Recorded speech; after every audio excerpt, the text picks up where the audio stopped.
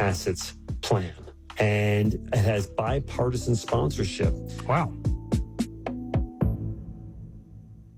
But Michael, why would a program that embraces a 401k style approach be the solution to a problem that the 401k itself seemed to create? Well, I don't think anyone would say that this program is going to make, everyone in the neighborhood a millionaire, but it is going to provide more Americans with something of a nest egg, something they can retire on. Mm-hmm. That's the hope anyway. It's about trying to help more Americans put aside enough money that they can possibly retire with some degree of economic security and dignity. The key point is participation. You want to give people access to a retirement plan, give them an incentive to take advantage of it. Right, the match. The match is a crucial part of this, that seeing your money, grow instantly through the match, whether it's from your company or from the government, is a huge incentive to actually participate.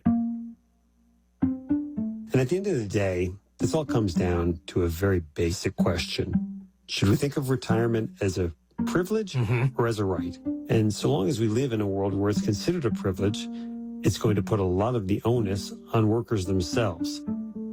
And that's a very hard problem to solve for with policy measures and perks.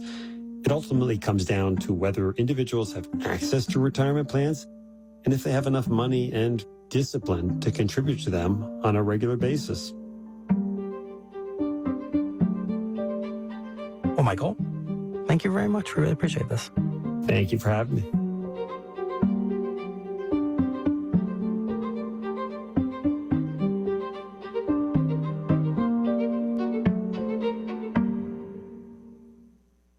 The Daily is supported by Total Wine & More for discovering something new, like a Chardonnay, sparkling wine, or tequila. Learn more at TotalWine.com. Spirits not sold in Virginia and North Carolina. Drink responsibly. B21.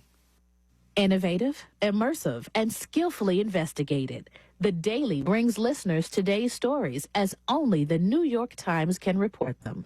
For more on today's episode, go to nytimes.com/thedaily.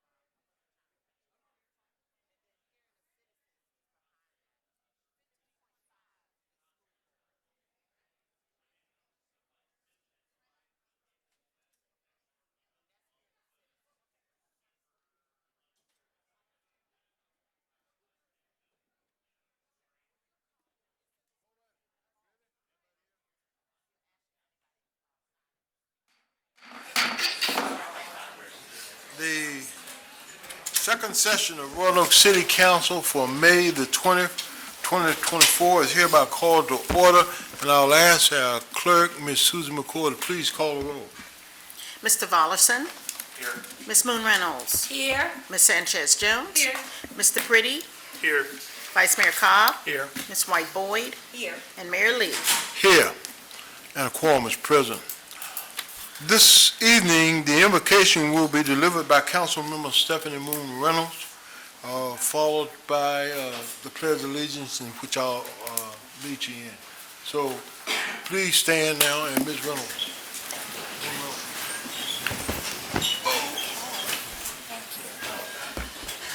Before I invoke the presence of the Lord in the council chamber, I would ask for a moment of silence for 3 individuals who happened to have passed away last week. One happened to be Helen Dean, who served on the Roanoke Arts Commission. Also, the Reverend Lee Pouchet, the pastor of Ebenezer Baptist Church. And last, Arthur Dow, a former educator. So if you would bow with me for a moment of silence, I would appreciate it. Thank you.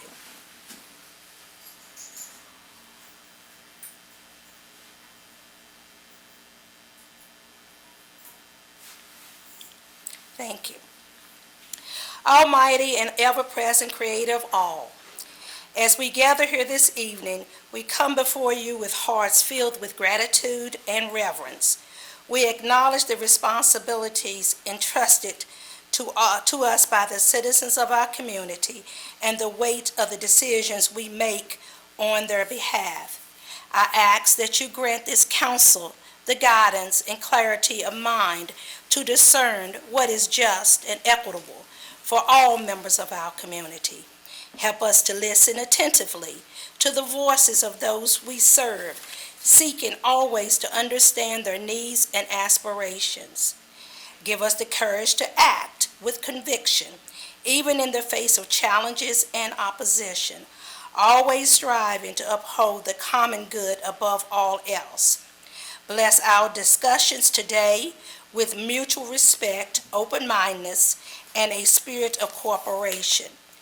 May our interactions be characterized by civility and understanding, recognize the inherent dignity and worth of every individual. We offer this invocation in your holy and precious name. Amen. Thank you. Amen. I pledge allegiance To the flag of the United States of America and to the republic for which it stands, one nation, under God, indivisible, with liberty and justice for all.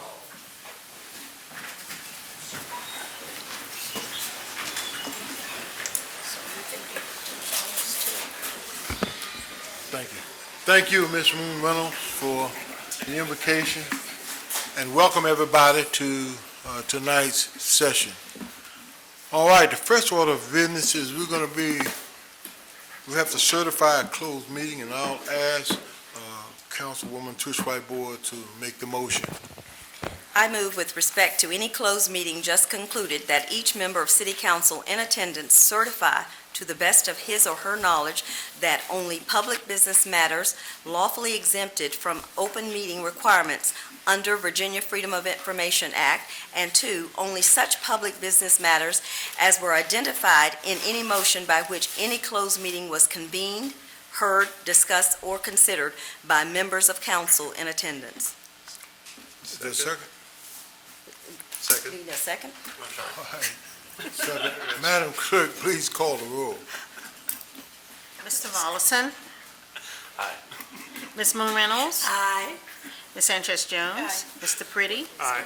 Vice Mayor Cobb? Aye. Ms. White Boyd? Aye. And Mayor Lee. Aye, and thank you. All right, the first order of business tonight is the presentations and acknowledgements. We want to recognize some very special people who've done I consider a great thing, in recognition of the City of Roanoke's 2024 Leadership College graduates. And I'm going to call on Molly Hunter, Neighborhood Service Coordinator, to assist with the presentation of the graduates. And I'm going to ask Ms. Trish Whiteboard if she would join you and help hand out this certificate. Yes, absolutely. Thank you, Mayor.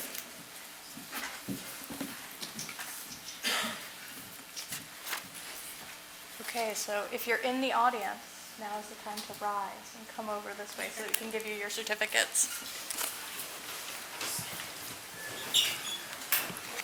I'll get this to you. Is it okay if I say a few words? Okay, perfect. While everybody is getting up and gathering around Steve, I do want to say this was my first year running Leadership College, and it was an absolute privilege. I've always known that there were community members here who were like really, really dedicated, and they're out there doing their thing. You don't see them. These are some of those people. So it was an absolute pleasure and honor to get to spend 9 weeks, 9 evenings with this group of people. We've got 14 people graduating from Leadership College this year. So yeah, I will hand it over to you to go ahead and present certificates. Okay, we have Amazetta Anderson. Amazetta. Congratulations, Amazetta.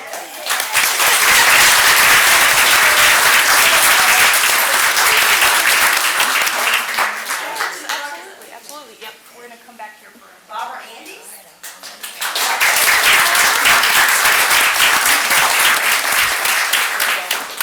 And Lisa.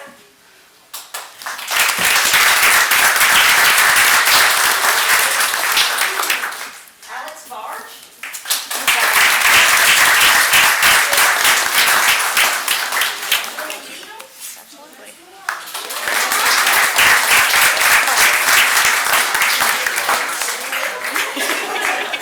absolutely. Trish. Microphone. They can't hear the names at home. They can't hear. Okay, thank you. Joe Bryson.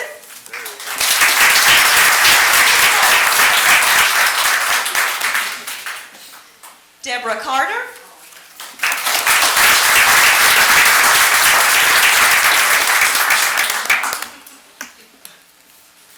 Allie Cuddy.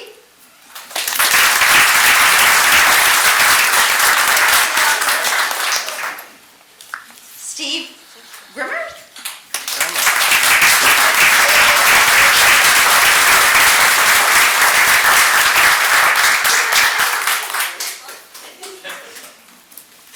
Michelle Lewis. Michelle.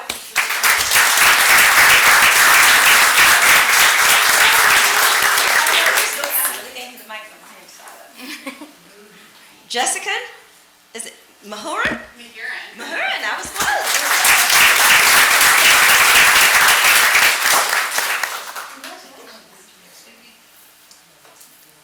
Teresa Scruggs.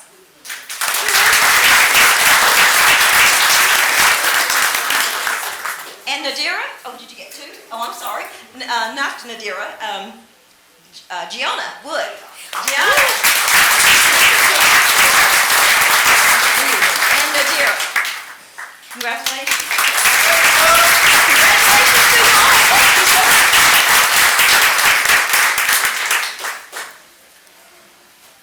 Are you going to get a seat? Yes, I can. All right, everybody gather around Steve. Just like we did last week. Do you want to, Molly, do you want to bring Steve up here and we can gather around him this way? Go this way. Is it okay if I move this? Yep. Yes.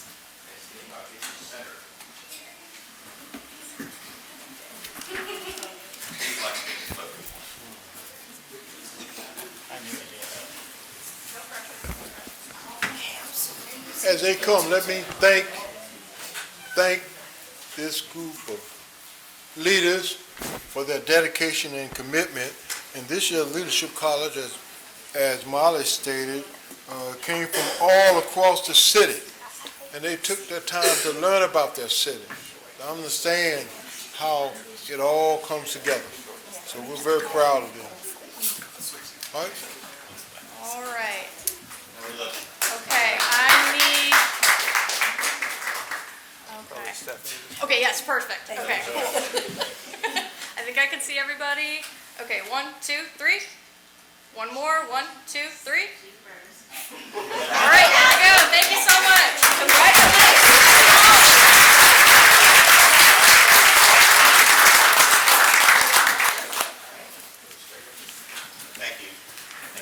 Thank you. Hi, Steve.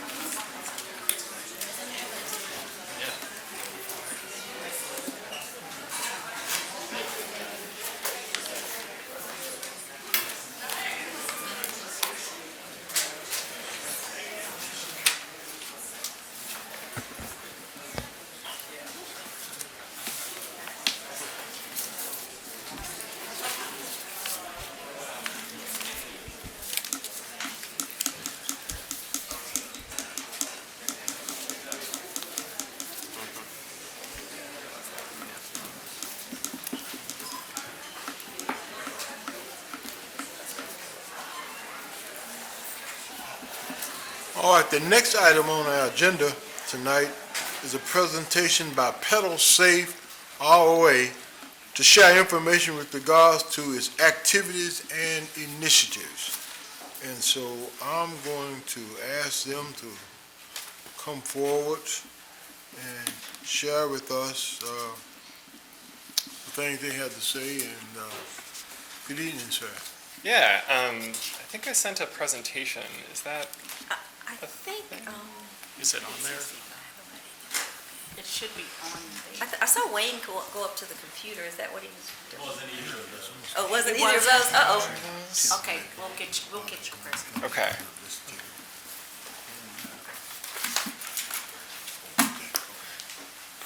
Well, I don't need to do that. I'm gonna pass around a little baby of stickers for Pedal Safe Roanoke if people are interested in taking some.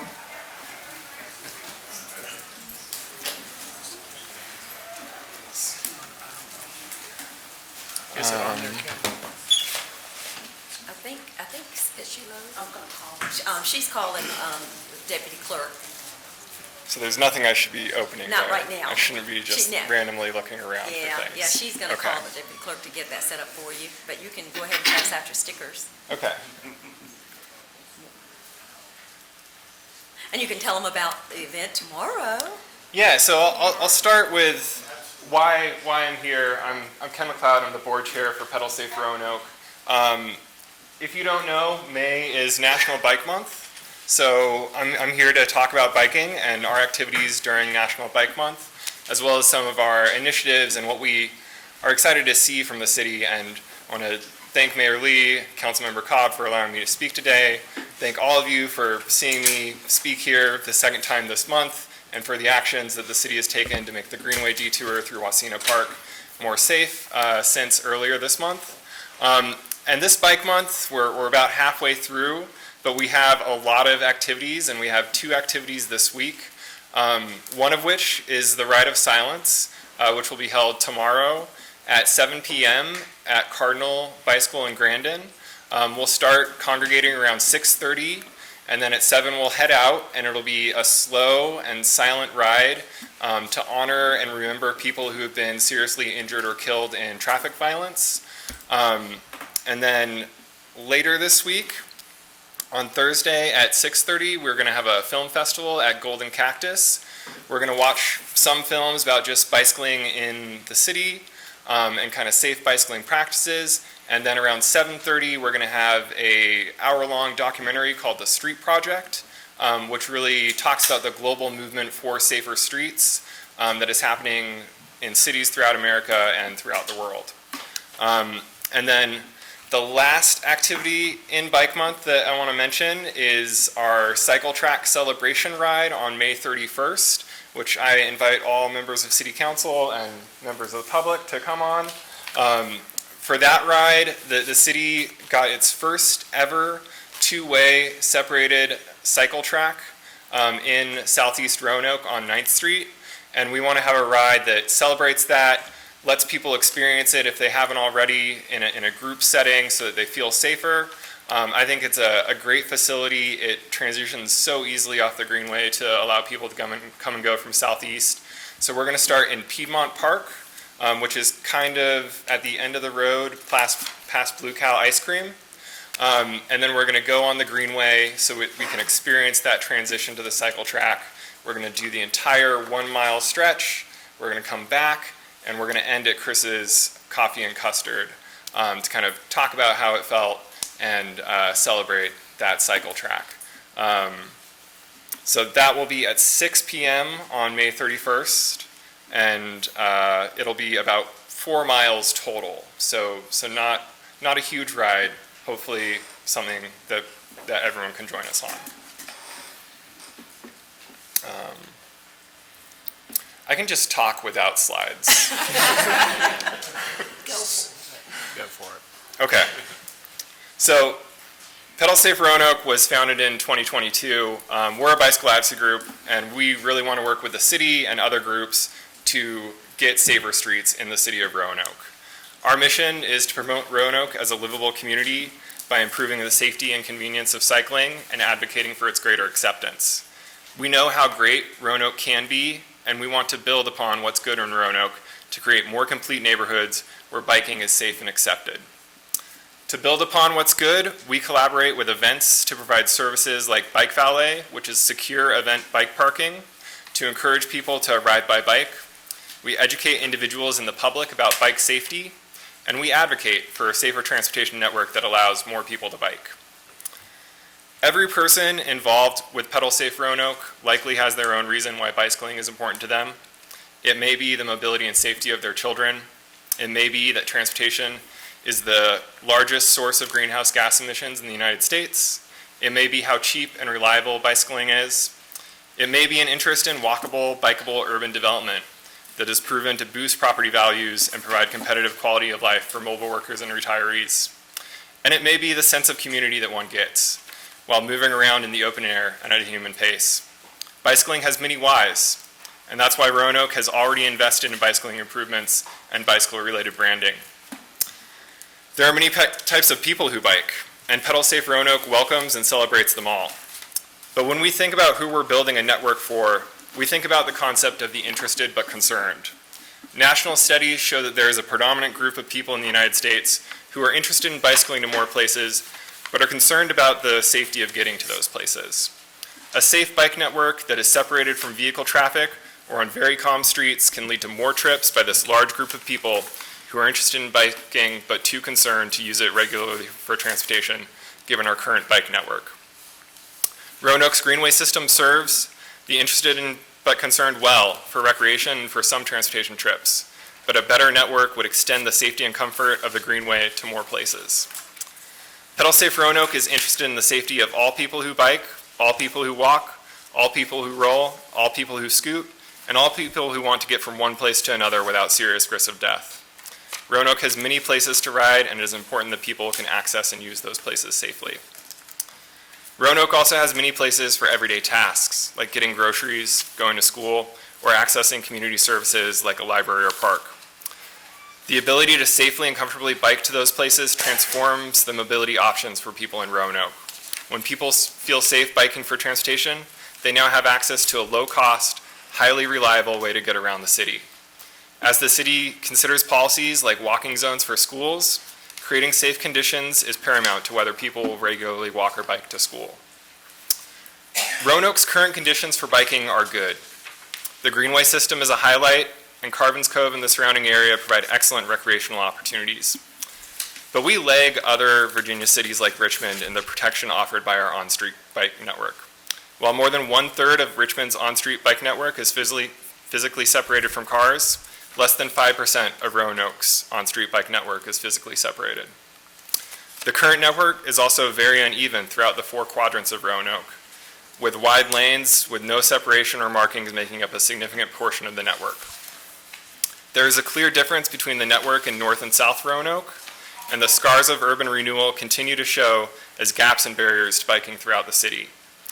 A more complete, connected, and protected bike network is needed to enable biking by all residents and visitors, regardless of their physical location in the city. Roanoke has amazing assets that the city rightly touts. It has invested to create an incredible greenway system.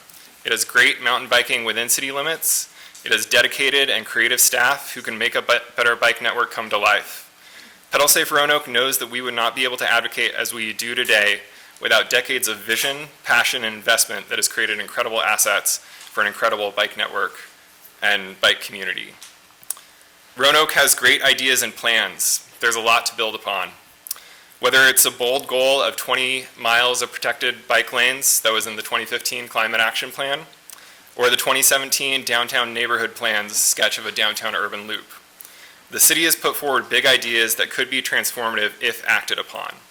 The city has also consistently supported investing in a safer bike network and complete neighborhoods in its budget and long-term planning. Pedal Safe Roanoke wants Roanoke to succeed. We want the city to capitalize on its assets and follow through on its plans. We want the city to win federal safety grants, modernize its street design guidance, and pursue transformational investments that lead to lasting changes in how people get around the city and how our streets look and feel. I want to thank the city for successfully pursuing a Safe Streets and Roads for All grant in 2022 and we look forward to its planning activities this year. I encourage the city to pursue a supplementary grant by the August 29th deadline this year to support demonstrations of new types of bike facilities, traffic calming, and neighborhood collaboration for safer streets. I would like to share our 3 keys for success for Roanoke. Key 1, protected bike lanes. Protected bike lanes are bike lanes separated from vehicle traffic by horizontal or vertical separation. Providing separation or protection can reduce bicycle vehicle crashes by 53%, according to the Federal Highway Administration. Currently in Roanoke, our opportunities to create protected bike lanes are constrained by not having an appropriately sized street sweeper and plow for one-way protected bike lanes, the safest type of protected bike lanes. Other cities like Richmond have solved this by purchasing the appropriately sized sweeper, and Pedal Safe Roanoke believes that Roanoke should do the same. So we procure an appropriate vehicle and can adopt the appropriate one-way protected bike lanes if that's what is called for. Key number 2 is updated street design guidelines. The last time the city updated its guidelines was 2007. 2007 predates modern adoption of protected bike lanes in the United States. It predates modern bicycle guidance from the National Association of City Transportation Officials, and it predates the most recent federal manual on uniform traffic control devices published this year. It is a great time for an update, and Pedal Safe Roanoke would like to see an update that addresses how bicycle facilities are selected and how traffic calming occurs in the city. We believe a supplementary Safe Streets and Roads for All grant could support a street design guide update and demonstrate new designs and guidance, with the federal government picking up 80% of the cost. The final key to success is addressing major corridors. Throughout Roanoke, there are places where a high-speed or high-volume road creates a place that is not safe for biking. These places are particularly prominent between North and South Roanoke, where urban renewal has created difficult to traverse intersections around Orange Avenue and 581, where neighborhoods used to stand. But they are present throughout the city and further out into our region. These are hard places to address for creating a bike network, and will require the city to have a plan and vision for how to balance existing vehicle traffic and the ability of people to safely get around outside of motor vehicles. Pedal Safe Roanoke is hopeful that current Vision Zero planning efforts will create a plan and vision, and is encouraged by the city's successful pursuit of a Thriving Communities grant for the Envision Williamson Road process. However, I will note that the Envision Williamson Road project area does not extend to the intersection with Orange Avenue, which remains a barrier for connecting neighborhoods around Williamson Road to our vibrant urban center. If Roanoke can successfully create safer streets so that people feel safe getting from place to place by bike, the city will save money on projects by creating safe and complete projects today as a matter of policy. Money is saved by coordination with processes like repaving, and money is saved by not having to retrofit streets later. The city will reap economic benefits by creating great experiences for visitors, high quality of life that is attractive for retirees and mobile employees, and districts that support retail and food businesses. Better biking helps make the city of Roanoke a premier place to locate, stay, and visit. The city will address equity by partnering with neighborhoods to provide safe street interventions driven by community needs and interests, as done in the recent Lansdowne project, and by improving mobility options for people without driver's licenses, households without access to a vehicle, and people looking to reduce transportation costs. And the city will achieve safety by slowing traffic, by creating greater predictability, and separating modes where possible or necessary. Greater safety can also lead to more physical activity, more eyes on the street, and other co-benefits of people-oriented places. So thank you for this opportunity to present about the activities and initiatives of Pedal Safe Roanoke. I hope to see you at events this Bike Month, and I look forward to collaborating with the city and other community partners as Pedal Safe Roanoke promotes Roanoke as a livable community by improving the safety and convenience of biking. Together we can do great things, as I am reminded every time I walk, bike, or run on our greenway system. Thanks. Thank you.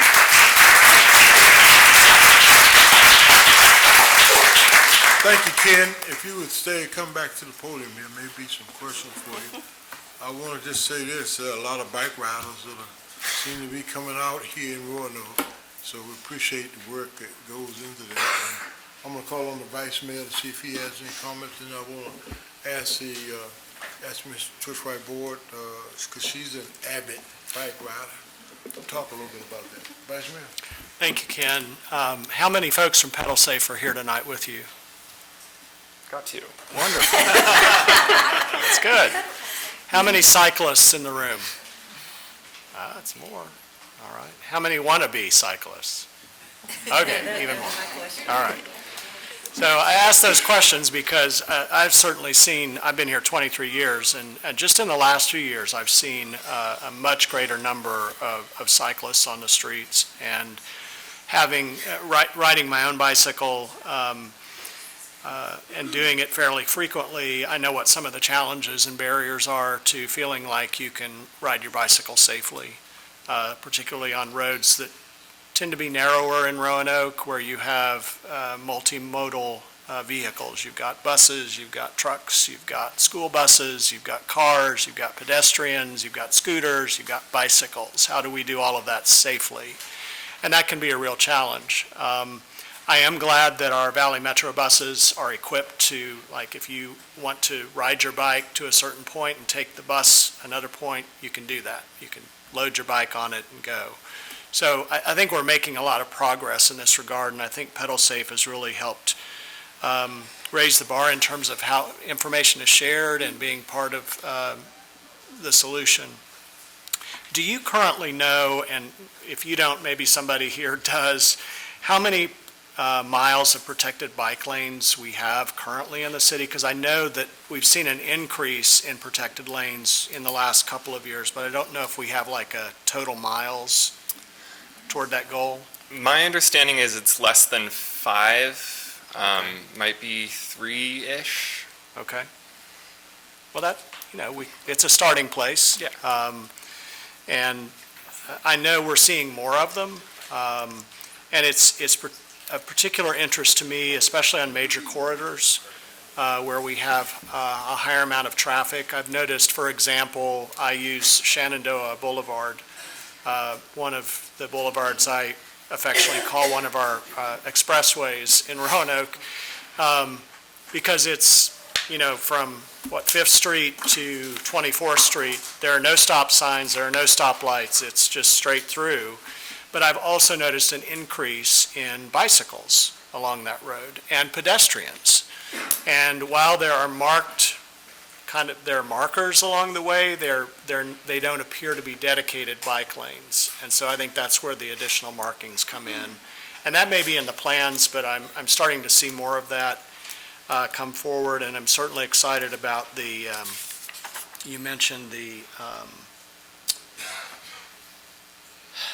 forget what you called it, on 9th Street. The cycle track. The cycle track, yes. Or mobility track. Yeah, and having that there, all of that really helps, and I'm excited about the progress that we're making, and just want to thank you for the hard work you all are doing to make sure we get there. Yeah. Thank you. And my understanding is you will be pleasantly surprised in the future by what goes on Shenandoah Avenue. Great. Look forward to it. Thank you. Thank you. Councilwoman Twitchwhite Board. Thank you, Mr. Mayor. Ken, thank you so much for your presentation. Vice Mayor asked the question that I was going to ask: how many people would like to ride a bike? We do have a lot of bike lanes, and I want to thank the city manager and the transportation for all of the bike lanes. Now, they're not all protected, but we do have a lot of bike lanes. I am able to ride from Valley View all the way to Franklin Road in a bike lane. I ride it to work, and I ride it to the grocery store. I know some of my Facebook friends say, how did you get all that grocery on that bike? But I think it's really good because I'm one of those people that's really busy and I don't get any exercise. So riding my bike to work or to the grocery store, to a friend's house, sometimes that's the only exercise that I get. And so what you're doing to make people more cognizant of the cyclists riding is really good, because that's my fear. I have to pray every time I get on it, Lord, because I'm afraid. But I do it because I need to do it. I want to do it. Not only are we reducing, the carbon emissions by, reducing that greenhouse gas by keeping some of the cars off the street, but we're getting exercise. But people are not going to get on a bike and ride on a bike in a bike lane if they're afraid. And so what you're doing is important, and what the city is doing to create these protected lanes. I know it costs money, and they're doing as much as they can, but we're getting there because we want people to feel good about getting out on a bike. And I will say to those who are listening or watching, stop texting and driving, and putting on your mascara and your lipstick or whatever, because you can kill people, and it's very dangerous. So thank you for increasing that level of awareness for all of us. I appreciate it. Thank you, Mr. Mayor. Thank you. Thank you. All right, anybody? Ms. Pretty. Just thank you for the work that you're doing. Thank you for doing your best to be positive, but coming and holding us accountable to get towards these goals. I hope as the city moves forward that we'll see more dual bike lanes put together where they can be protected in a way that still even allows to retain parking on the road, but helps separate the cyclist completely from transportation. Thank you. Yeah, thank you. All right, Mr. Wilson. Just kind of on the same vein as Mr. Pretty, but what I've seen from the research is if you build it, people will use it. So if we build those protected bike lanes where they do feel safe and they don't have to say a prayer every time they get on a bike, that we will see more people biking. And I think that's why we're slowly seeing more and more. And I hope that we'll continue to increase the pace, accelerate the pace at which we start to do those protected bike lanes. I'm glad we've got the cycle track, but that's just one of many places we need to do that. Yeah, thank you. And I do think the city is doing a lot. The staff are great, and they are doing a great job of leveraging processes like repaving to do protected bike lanes at a very cost-effective rate. There are just going to be some areas that are difficult to address. Like the Lick Run Greenway is a great greenway, but going through that intersection at Orange Avenue and 2nd Street, Gainsborough is really challenging. So addressing things like that is important to make sure the network works for everyone. Yeah, I think there's on Main Street in Wasena, there's a bike lane. And if you've ever driven on it, I won't see how you could even ride a bike on it because it's so compact together. So, we have those issues, but I think that's going to be, I'm grateful for that. We have groups like yours to help us get there. Yeah, thanks. All right. Thank you. See you tomorrow. Yeah, see you tomorrow.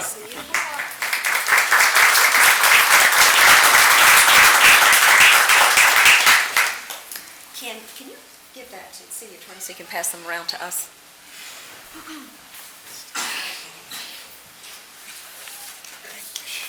think all the neat squirrel stickers I had in there got taken, so my apologies. No, that's okay. Bring them tomorrow.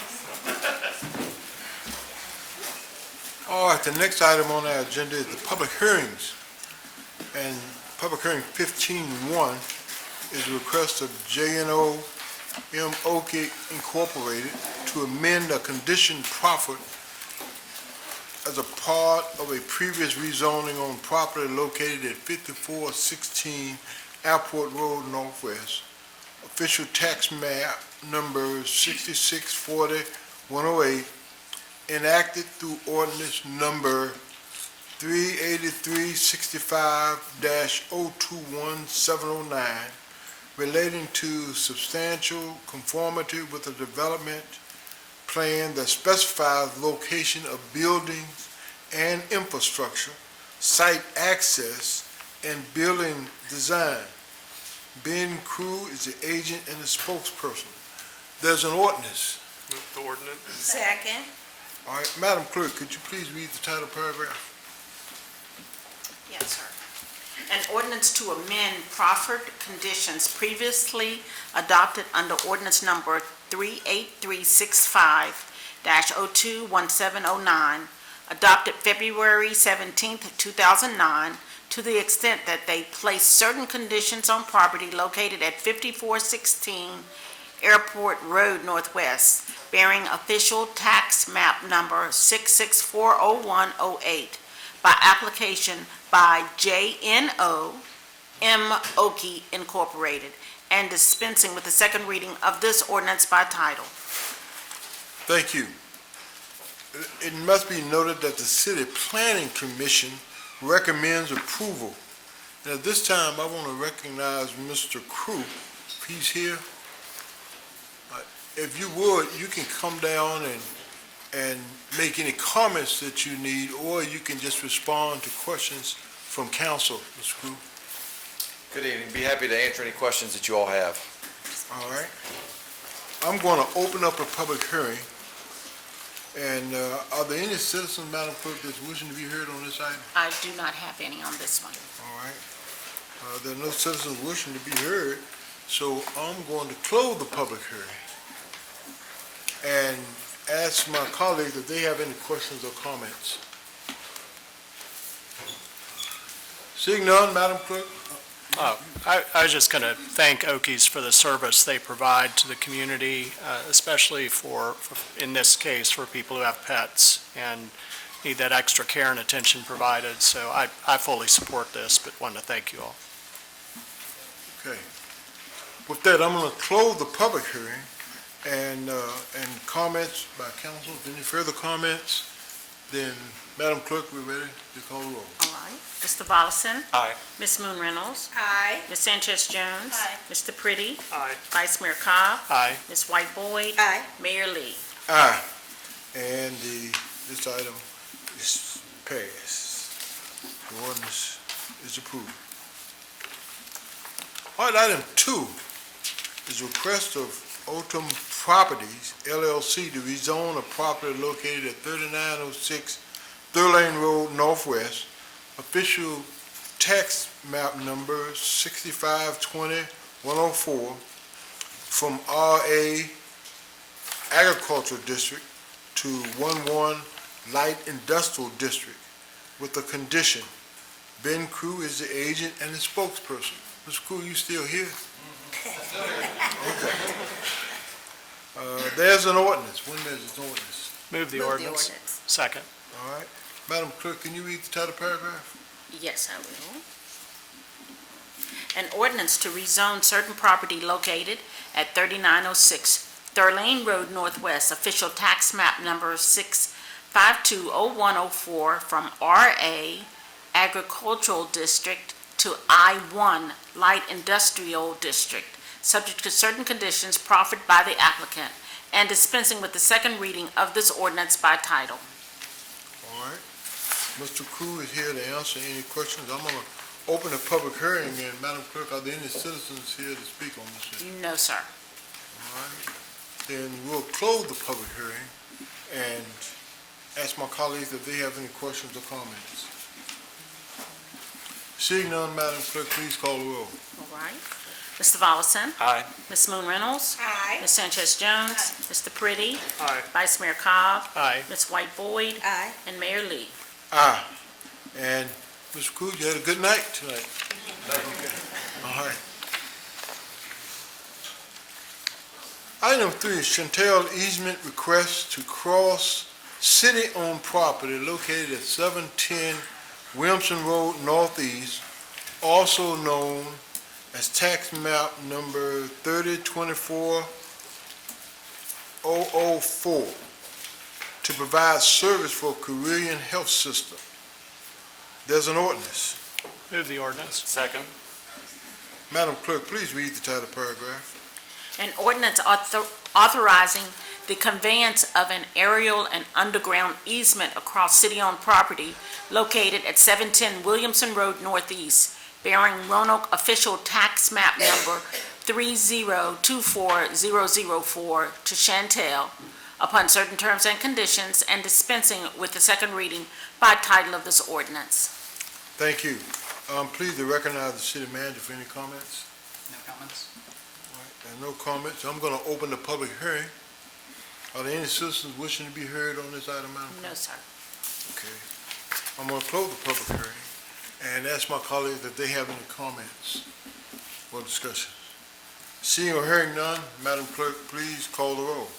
Mr. Volleson? Aye. Ms. Moon Reynolds? Aye. Ms. Sanchez Jones? Mr. Pretty? Aye. Vice Mayor Cobb? Aye. Ms. White Boyd? Aye. And Mayor Lee? Aye, and the ordinance passes. Item number 4 is a receive views of citizens with regards to the proposed update to the Agricultural Review Board H2 Design Guidelines. I'm gonna recognize the city manager for any comments. Actually, I think Parvis is at least available for questions. I don't know if you have a presentation or not. Okay. Mr. Mayor and council members, good evening. My name is Parviz Musavi, Historic Preservation Planner with the City Planning Department. I have Mr. Kepley, Drew Kepley, he's the Architectural Review Board Chairman with us. We're just requesting your endorsement of the revision to the design guidelines, H2 section of it, that was adopted by the Architectural Review Board on March 14th. If there are any questions for us, we'll be able to answer. Thank you. I'm going to open the public hearing. Madam Clerk, are there any citizens signed? No, sir. No citizens signed? No, no citizen on this matter. All right, well, I'm going to close the public hearing then, and ask my colleagues if they have any questions or comments. Seeing none, Madam Clerk, please call the roll. I don't think we need a roll on this one. This was just to have a public hearing. It's for transparency purposes of these guidelines. If Mayor, if council will remember, there was concern that the public might not be aware of these guidelines in historic district. So as a way to bring light to this to the public, we thought that it might be helpful to have a public hearing tonight where people can see on television in front of council and invite the public to make comments on these new rules. All right. Yes. Thank you. Mayor. Parviz, Mr. Kepley, I know that in the report, in the agenda, there was kind of an overview of comments that were received during the open houses and meetings with the different groups that are in the historic district. Would you be able to highlight some of those things related to the proposed changes? I know there was a lot of endorsement for the ideas, but I wondered if there were areas that you made some additional recommendation based on those. Sure. The Architectural Review Board actually studied the design guidelines for 4 other municipalities within the Commonwealth of Virginia. They also considered the Secretary of Interior standards to compare our design guidelines with those, and the end result was basically 3 sections that needed to be altered. And those were windows and doors, roofs, and alternative energy. And as a result of those meetings, we also considered, or the board actually considered, making revisions to the working with Architectural Review Board section of the design guidelines. So those are basically the highlights of those changes that are considered. Yeah, it was actually the 3 most important things that kept arising every time we'd have an appeal. It was one of the 3, so I'm glad that you were able to address those. Yeah. Thank you. Thank you. Well, as sure as I'm sitting here, we're going to have some citizens to come down, say they never heard of this, didn't know this, and this is an opportunity for them to come down and familiarize themselves with this. We're making this public and all those things, but somehow we're still going to have those that didn't know, don't understand, and when we have these situations that come up where we have to make a decision on it, and people say, I didn't know anything about that. I guess that's a part of public service. We get to just continue to do that and work on that. That happens. But thank you all. Thank you for coming down and being a part of that. If there are no further comments, Mayor, I just wanted to say thank you for proposing these revisions today.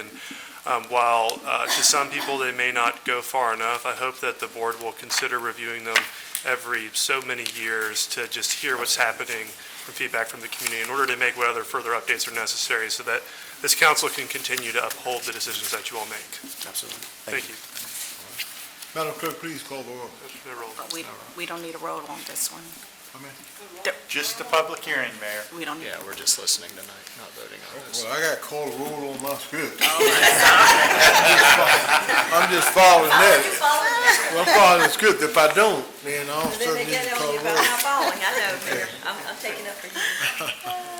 Okay. All right, we're on item number 5 is receive views of citizens regarding appointment of 3 school board trustees for 3-year terms of office, each commencing on July 1st, 2024. The candidates are Michael L. Cherry II, Kerry Garnett, David Howell, Ali Quintana, and Dietrich Trigg. We're going to open the public hearing and ask if there are any citizens wishing to be heard, and I think there are. Madam Clerk, are there any citizens signed up? Yes, we have approximately 12 speakers. 12 speakers? Okay. All right, Madam Clerk, could you call them in order that they Yes. signed up? I'll call them 2 by 2. The first speaker is Byron Hamler and Aaron Musha.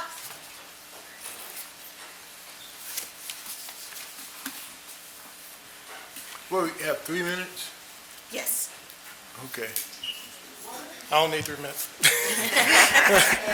I want to say good evening, council, Mr. Mayor. All right.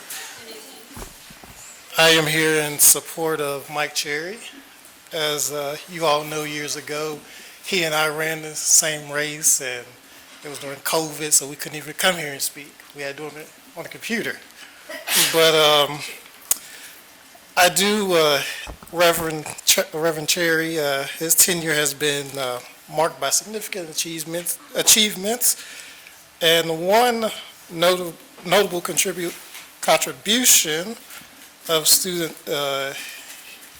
he enhanced of student voice to our city schools. He was instrumental establishing student board, which they have a voice with the school board, which that is a good thing. And also, furthermore, he was part of the Charles W. Day Committee, which is the old Ruffner when I was there. With some of these accomplishments, it reflects Reverend Cherry's his dedication to our city schools. We both have schools, both have kids in the elementary schools in the city, so he understands that how safety is important to our kids, not just elementary, but middle school and high school. So let us continue to benefit from his vision, his leadership within the city school board. Thank you. Thank you. Thank you.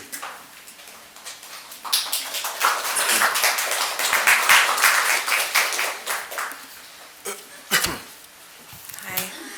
Good evening, Roanoke City Council. My name is Erin Muka, and I'm a city resident. I'm an educator at a private school, a community school over in Hollins, and I have a daughter who will start at Crystal Springs Elementary in the fall. So I've been a resident of Roanoke City and am invested in the community. And I stand before you tonight to advocate for the nominee of the Roanoke City School Board. He has not only left an indelible mark on my academic journey, but also possesses the qualities and dedication necessary to serve our community exceptionally well. As a former Ferrum College student of Dr. David Howe, I've witnessed firsthand his remarkable leadership abilities and exemplary teaching skills. He has the unique talent to not only impart knowledge, but empower those around him. His commitment to education is evident in every lecture, discussion, and interaction you have with him. Dr. Howe is not only a professor of mine in college, but also my advisor during my junior and senior years. He boldly took me on as an advisee, and I switched my career from science to English during my junior year. He spent those years helping me navigate each semester and making sure I kept on track with his class requirements to complete the degree. One of Dr. Howe's admirable traits is his ability to problem solve well. He helped me complete my degree without having to spend any extra semesters to finish up the requirements, which I greatly appreciated. His dedication to tackling issues head-on and finding innovative solutions would be a great asset to our community school board. He also spent time as a dean. That happened after my time at Ferrum, but I know that his leadership skills were greatly appreciated during that time too. One of my fondest memories of Dr. Howe was when we went on a study abroad trip to London for a world religions trip. He opened up my eyes to a lot of things in the world outside of the community here in Roanoke, and I really appreciate that. Looking back in my 30s, I have so much respect for his bravery, taking on a dozen college students, and he did that pretty frequently during his time at Ferrum.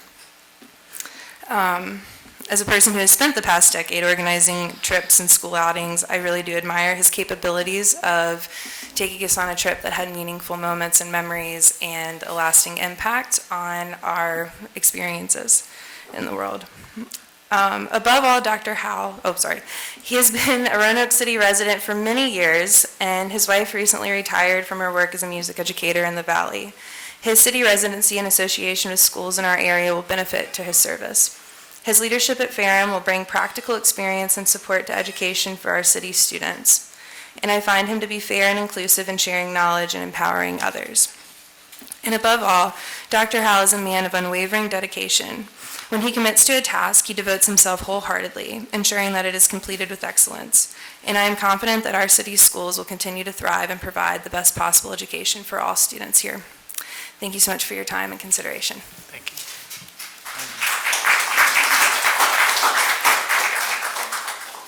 Mark Cathy and Milton Hardy, Jr.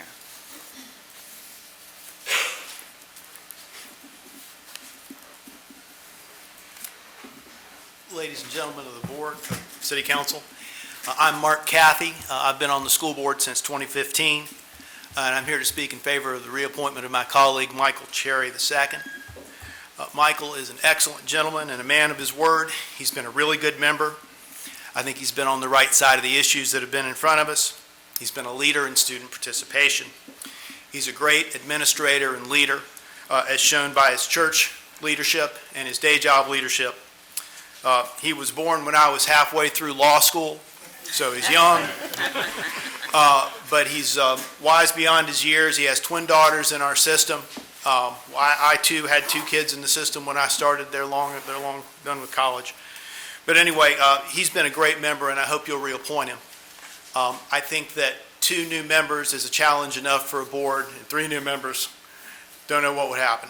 But anyway, I fully support my friend and colleague Mike Cherry being reappointed, and I thank you very much for listening to me this evening.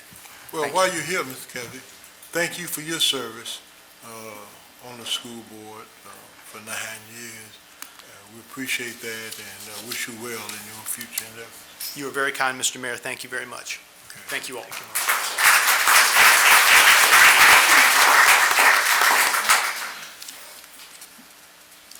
Milton Hardy. I don't think he's here. Okay. Anthony Swain. And Dion LeGrand.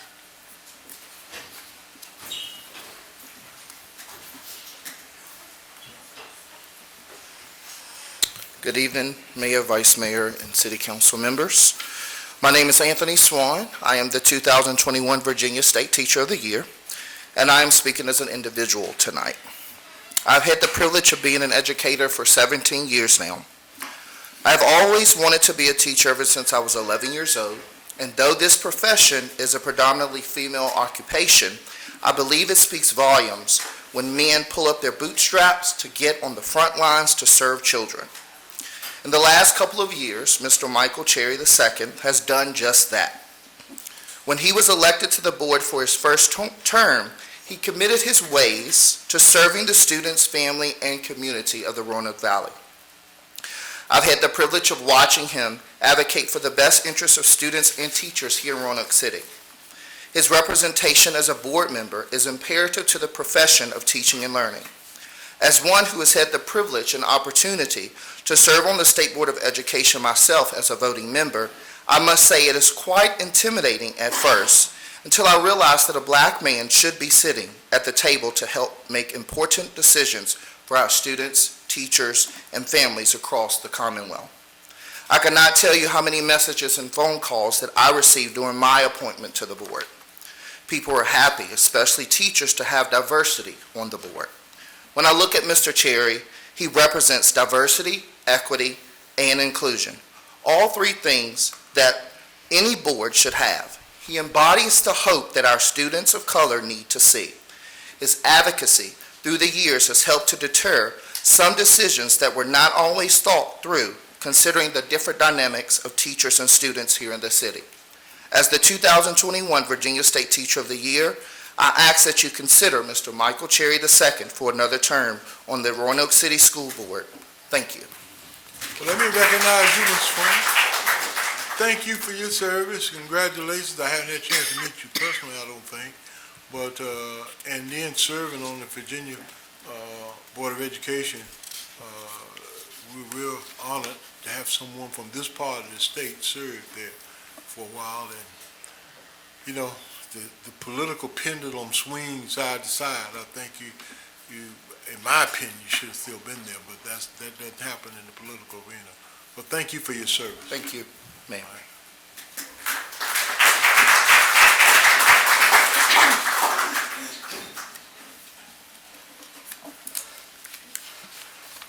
Dion LeGrand.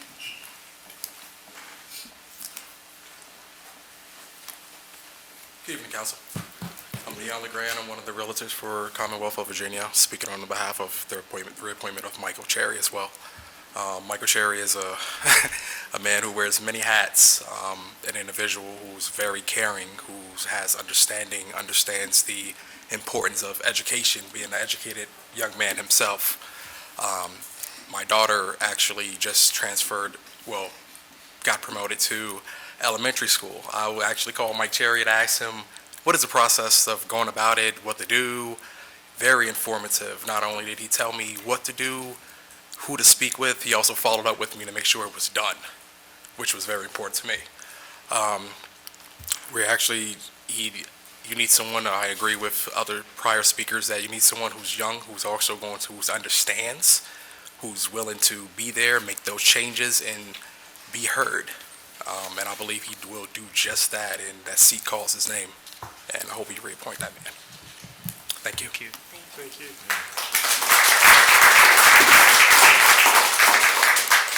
Jeff Williams and Amanda Spivey.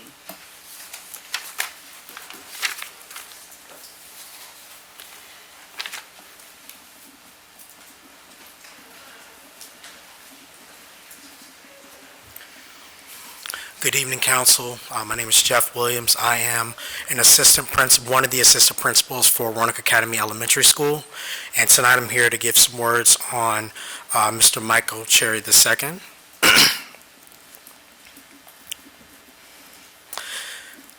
I'm writing to express my enthusiastic support for Mr. Michael Cherry II in his candidacy for the Roanoke City Public Schools School Board. Having known Mr. Cherry for 14 years, I am confident that he possesses the dedication, vision, and skills necessary to make a significant positive impact on our school district. Mr. Cherry has a remarkable background in education, which has equipped himself with a deep understanding of the challenges and opportunities within our educational system. His experience as an educator, as a leader within our division, demonstrates a strong commitment to improving educational outcomes for all of our students in Roanoke City Public Schools. What sets Mr. Cherry apart is his unwavering dedication to fostering an inclusive and supporting learning environment. He has consistently advocated for policies that prioritize students' well-being, academic excellence, and equitable access to resources.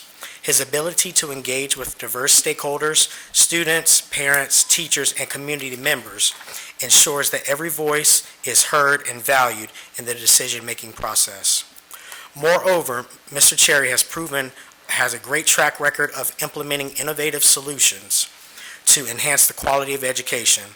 His work on community projects, with leadership within the school system, meetings, school board meetings, everything that he has done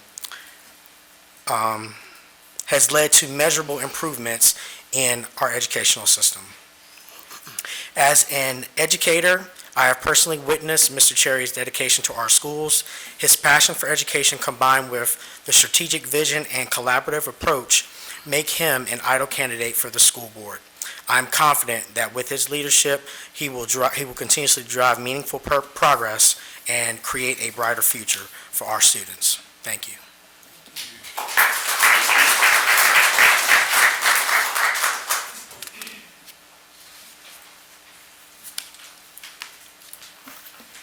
Good evening, Mayor Lee, Vice Mayors, and the remaining members of City Council. On behalf of my husband, Reverend Dr. Kirby Spivey III, and I'm Amanda Spivey, I stand in support for the reappointment of Michael L. Cherry II for Roanoke City School Board. Mr. Cherry has demonstrated he is an advocate of student-led initiatives and their voices. It is extremely vital that we as adults listen to and appreciate the insight and brilliance of this generation.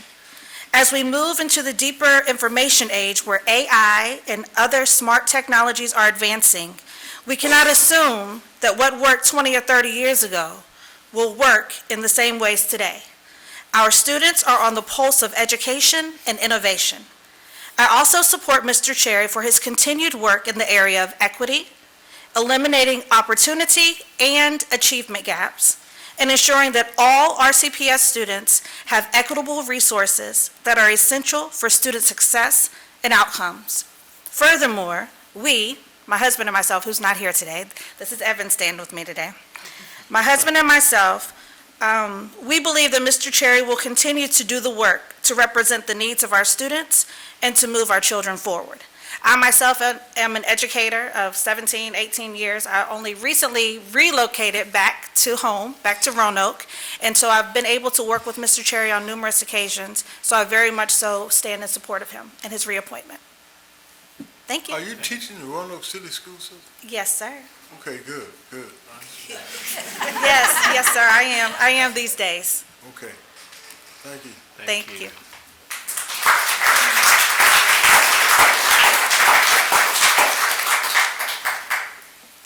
Anna Goltz and Gloria Mans.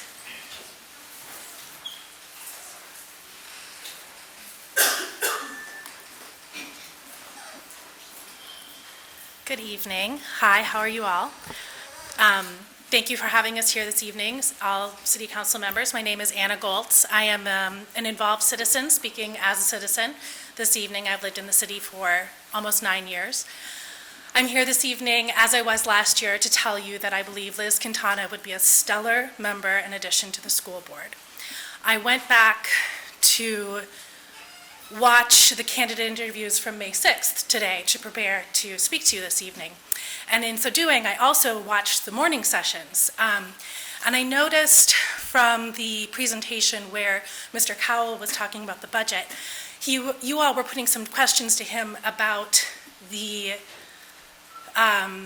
services across the city for children, especially in aftercare programs and during summer programs. And I heard a lot of questions about concern about duplication of services and yet also making sure that everyone had access, right? And that's a hard thing to balance. And as I listened to those concerns, I thought to myself, well, that's exactly why Liz would be stellar for school board, because she does bring such experience from so many sectors across the city, all of them related to an inherent love for children, right? So she brings experience understanding the nonprofit sector and so much about what the nonprofits can bring to the table in terms of the services available there with feeding programs or whatever it might be. Her service on the library system and understanding those services, and obviously an intimate knowledge of the Parks and Rec system and how that needs to weave together with the school system for after school services and summer service programs. So that's another reason I would think she would be fantastic. As you know, also, I am a personal friend of Liz, and I find her to be loyal and fierce and so dedicated to children, and I think she would be an amazing addition to the school board for all of those reasons, and she would bring an eye for what kind of partnerships the school board could have across the city to balance all of those concerns. So thank you very much for her consideration. Thank you.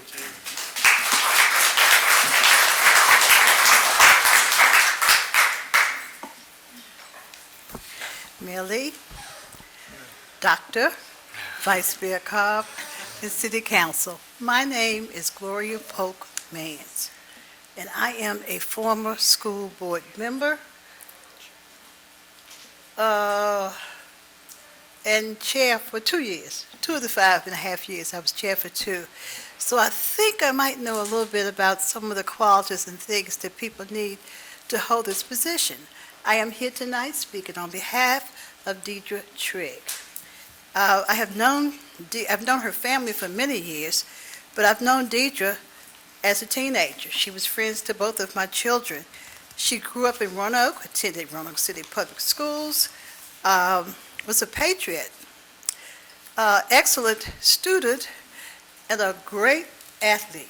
So academic excellence and athletics has been something that she and her family have been doing for a long time. She's a parent of a graduate. Did I turn the lights off? No, somebody back. She's a parent. The party, is the party over? They want me to stop. Okay. She's a parent of a graduate of Roanoke City Public Schools and Radford University, and she has a young son in about, he should be in 11th grade, but I think he's just in the 5th grade because he's been like kind of grown for a long time and been around for a long time. She possesses the skills that a person who would want to be on the school board to have. She's a listener. She's a teacher. I think she started teaching around the time I got on the school board. She was a chemistry major. I only knew one chemistry major in college, and that was Deidre. She's really smart. She knows how to listen, and she's a teacher. But that's the type of person that when those parents call you up, and they did this to my kid, or they did this to my kid, or whatever, Deidre will be able to walk them through the steps, because it's a maze. If you've ever, well, you know city council, I know school board, right, Mayor? It's a maze that parents have to go through. And she would be the very person who could do this. One of the other major things about being a school board member, you need a certain amount of flexibility with your job. And she says she has total flexibility and support of her employer. She will be helpful as far as the athletics, as we talked about, as well as the academics. And she's very involved in the community, so her ear is to the ground, and she has no problem listening to what people have to say. She might not agree with it, but we don't. But she would be able to and would be willing to listen.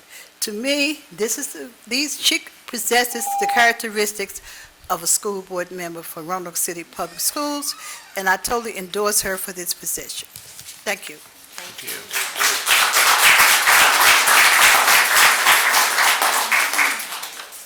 And these are the last two speakers, Jordan Bell and Faison Nash.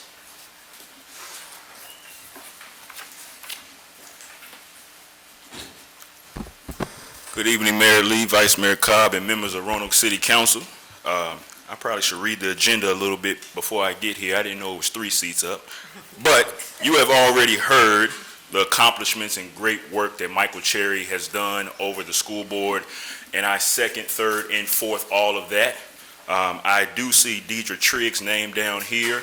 Deidre Trigg is a phenomenal individual. My daughter was a member of her organization, L Academy, and she put so much confidence into my daughter that Deidre had my daughter out swinging a golf club one day, and she gave so much confidence to my daughter that my daughter is just a thriving freshman over at William Fleming High School, and Deidre was a huge part in the person that my daughter is today. But I was asked to come here with no hesitation to speak on behalf of my good friend Liz Quintana, I'm sorry. There's a book called The Second Mountain by David Brooks.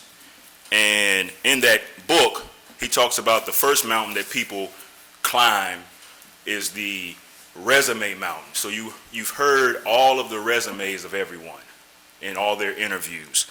But he said the most important mountain that people climb is the mountain that people want to ignore, and that's the second mountain, which is the mountain that is what makes us as individuals and what people remember of us once we leave.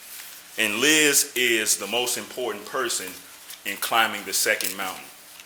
She is a mother of a VCU student now and a Patrick Henry graduate. She is a mother of a freshman at Patrick Henry. She is a second mother to my daughter.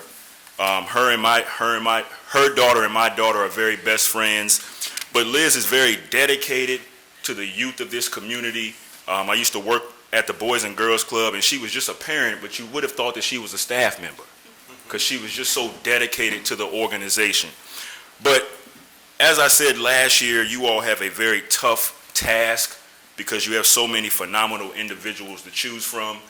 But luckily, you have 3 seats that are open, so it's not as difficult as it usually is. But it's very important that we have members on city council that know, members on the school board that know how the school board runs, how the city runs, how to work with city council. Michael Cherry is one of those individuals. It's very important that we have individuals on the school board that attended Roanoke City Public Schools, taught at Roanoke City Public Schools, coached at Roanoke City Public Schools, and still mentors Roanoke City Public School students, and that is Deidre Trigg.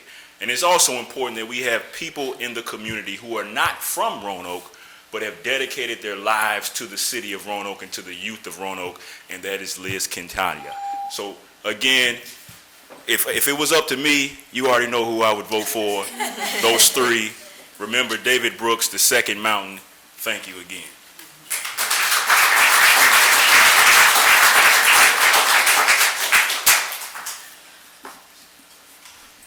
Hello. Good evening, Mayor Lee, Vice Mayor Cobb, the rest of Roanoke City Council. I, like many of the other 12 people or 11 people here, am here to raise my support in favor of Mr. Mike Cherry being reappointed to the Roanoke City School Board. His tenure has been marked by the embodiment of what a good school board trustee should be. The connection he has with students and parents, being hands-on with the Charles W. Day Tech Center, which I personally believe is the greatest investment we've made in Roanoke City Public School education in recent years. And I think we're going to see great fruits from this tree that we've planted, that you all in the school board has planted.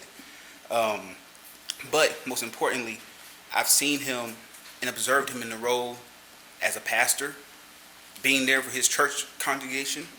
I've seen him as a husband, and I've seen him as a father. And it's clear that his intentions for our schools stem from a place of deep sincerity and passion. Reverend Cherry doesn't just possess the experience, but he has a love for our community. His commitment to our students is personal to him. Because of his life story, because of the things that he's been through, he can relate to our students. He strives to grant them the very opportunities that help shape his own life. And in a city as diverse as Roanoke City is, where we have a diverse city council to reflect that, we also need a diverse school board to reflect the diversity that we have within Roanoke City Public Schools. So that is why I'm in support of Reverend Mike Cherry being reappointed to the school board, and also stand in support of Ms. Trigg also being appointed to the Roanoke City School Board for her resume that Ms. Mans, my second grandma, has pointed out to you all earlier today. So with that being said, thank you all very much. Have a good night.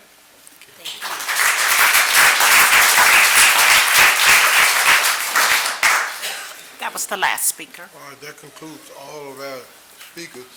I'm going to close the public hearing. Before we end this, any comments from members of council? No comment?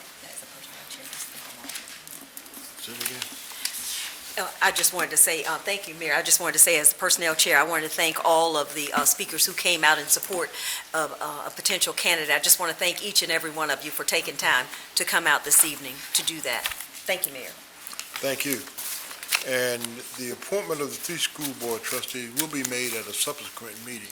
But we're taking this information and we'll vote on the 3 in a subsequent meeting coming up, and we'll let everybody know of that meeting. All right, thank you all for coming out tonight.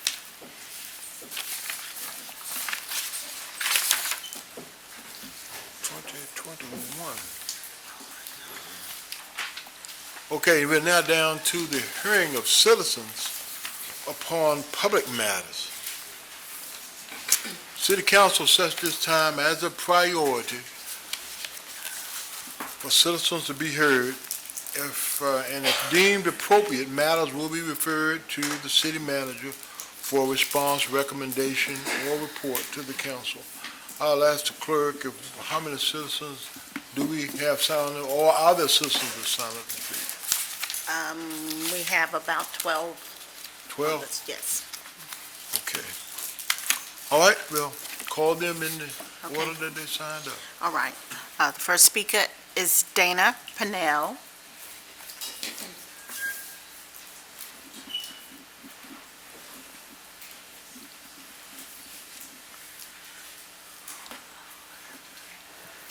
Good evening. My name is Dana Pennell, and I reside at 1015 Staunton Avenue. Just recently, Four Truths Recovery now reside 2 doors from me. Staunton Avenue is known as a high-traffic area. However, this city council and this city manager thought it best to place it there. My question is, what about the children that walk to school that's 3 blocks away at Addison Middle School? Vice Mayor Cobbs, what about the children that's at TAP Development Center, where you were on the board and you didn't take interest in protecting them? I'm not understanding this. I'm not understanding this. How is it a council can vote in a plan that is just, it's just awful? Shame on you. Shame on you. Shame on you, city manager. Cal? Can you please have her comments addressed to the council? Thank you. No problem. Shame on. The attorney would like to address Just your real comments. quickly, this council took no action. Okay. These are, Individuals. recovery residents are allowed by right, and that's in conformity with the Fair Housing Act and an opinion of our United States Attorney General. So this council did not take any action, Nor did this city manager. nor did the city manager. Well, they approved, the zoning approved this. The zoning approved this. And unfortunately, you know, with the new change, it affect my life. It affect my property in the ordinance change that came down. No, this was before that. I know it That was did done not. during COVID, when the city was shut down. I understand. And this matter went to the Virginia Supreme Court as well and was upheld. And I understand in one sense, but there's a recovery residence right down the street from my house, and they've actually been very good neighbors. Well, actually, being that Four Truths Recovery is located in a high drug area brings me concern because it brings additional addicts into the neighborhood. I mean, 11th Street itself is full of drug dealers. And this house is right in the midst of it. How are these people supposed to heal? I want to see them heal. I do. But not in my block. Ms. Thank you. Pennell, I would just tell you that I have one on Lyndhurst and I have one on Floreland in my neighborhood, and they've been there for years and never caused any problems, none whatsoever. They're all over this city. I'm sure they are. They are. I'm sure because they are are, but much I live in needed. a neighborhood with 8 widows. 8 widows. We don't have anybody to protect us. We don't have police surveying that area, running through. I mean, it's a shame. You can look from 10th Street, Salem Avenue, to 10th Street, Wilson Road. Northwest is a desert. Roanoke City doesn't do anything for us. They don't. They don't. Well, I'm sorry, I would have to disagree with that, but I mean, a grocery store now here and that up at the Goodwill, I understand that. I understand that, but we don't get any protection. Our children don't get any protection. So you're telling me that it's all right for a drug recovery house to be 3 blocks from Roanoke City schools? It is? there are several blocks from the school in my neighborhood. Yeah, they're all over this city. In fact, I think they are much needed because there are people on drugs who want to recover, who want to be back in society. Well, that, and they need I understand that. And I understand that. I understand that there are older people in the neighborhood and that there are widows. I know they're in every neighborhood, but my question is, I just don't understand how y'all allow this to happen. I'm not understanding, because the children, there's no thought of the children that walks by. It's so easy for a person to walk up on a child and solicit from them. My heart is broken. I'm already grieving. I mean, it's a shame. It's a shame. Ma'am, It's a shame. ma'am, we can't prevent, under the law, under Fair Housing Act. Well, that is fine. So That we can't I discriminate. come to express my disappointment in this city council. Mr. Mayor, may I ask Ms. Pannell a question? You mentioned the zoning piece. When was this zoning done? You said something about doing COVID. When was this property rezoned to be able to I know do that recovery? on October 20th, there was an appeal that denied, the Pinnacle Treatment Center. Is this the same treatment center? It's still right where it is. Still right. Still operating right on Oakwood. Oh, Yeah, still but see, the on- thing That's what is- I'm saying, so this is not This the is one not you're Northwest. referring to.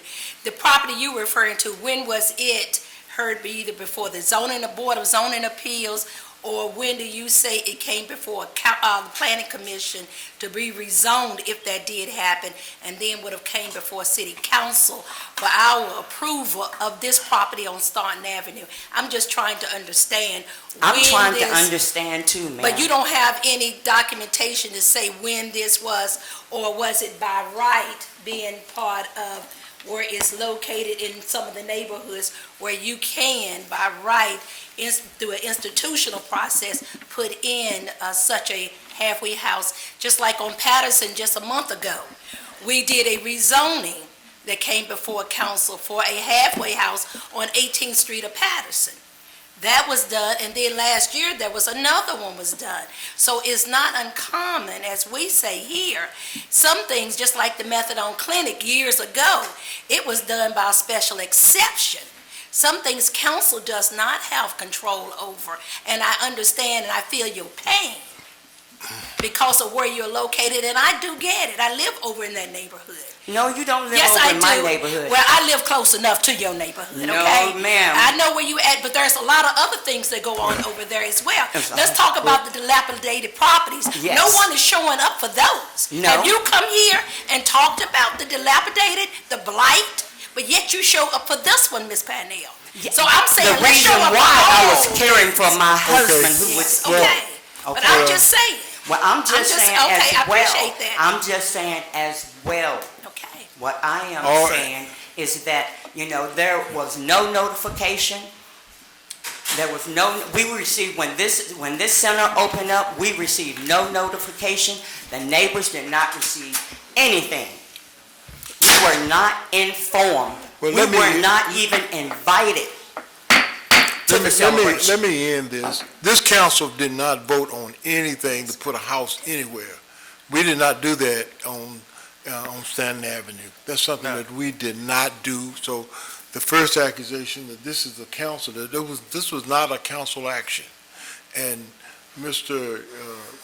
Vice Mayor Cobbs and I were invited over because we had the wife of the governor who said she was coming to the city, and we were invited to come over there to pray and to be a part of the ribbon cutting ceremony, but we had no involvement in terms of the zoning, this property at all.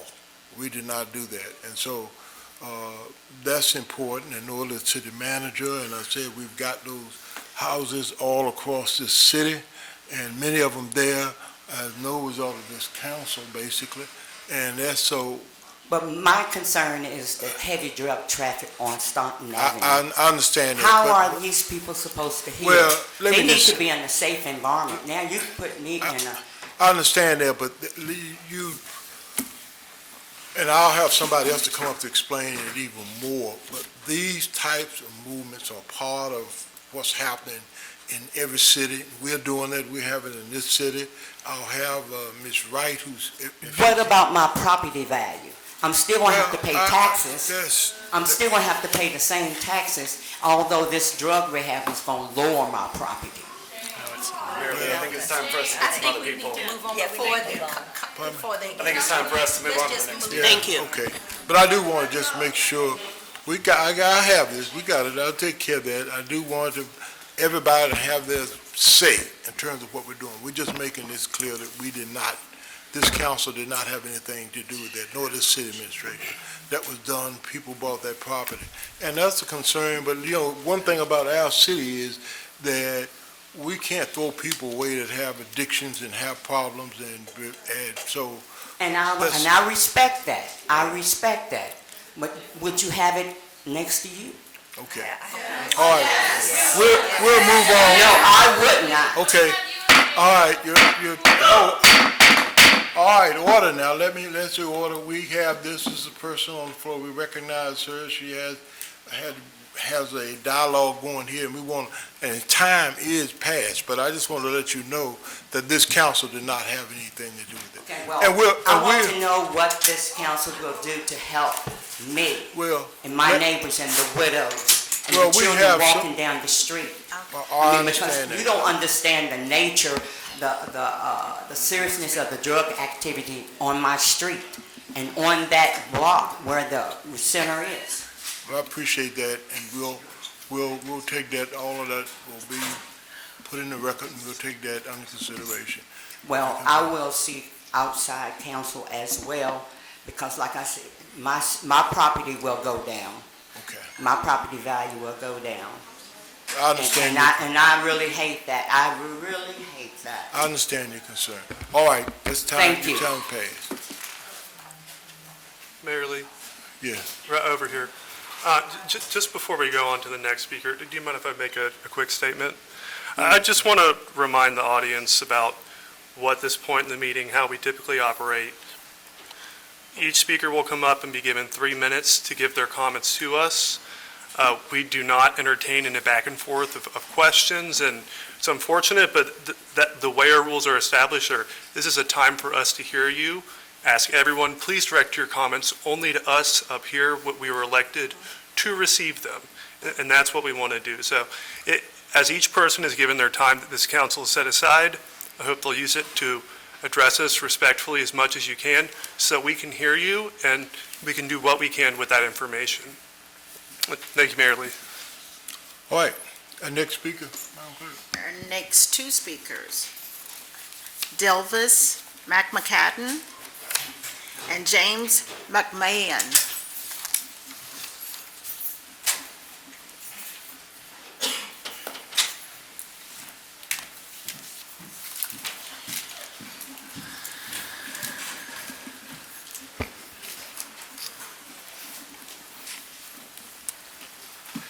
Good evening, Mayor, Vice Mayor, City Council, and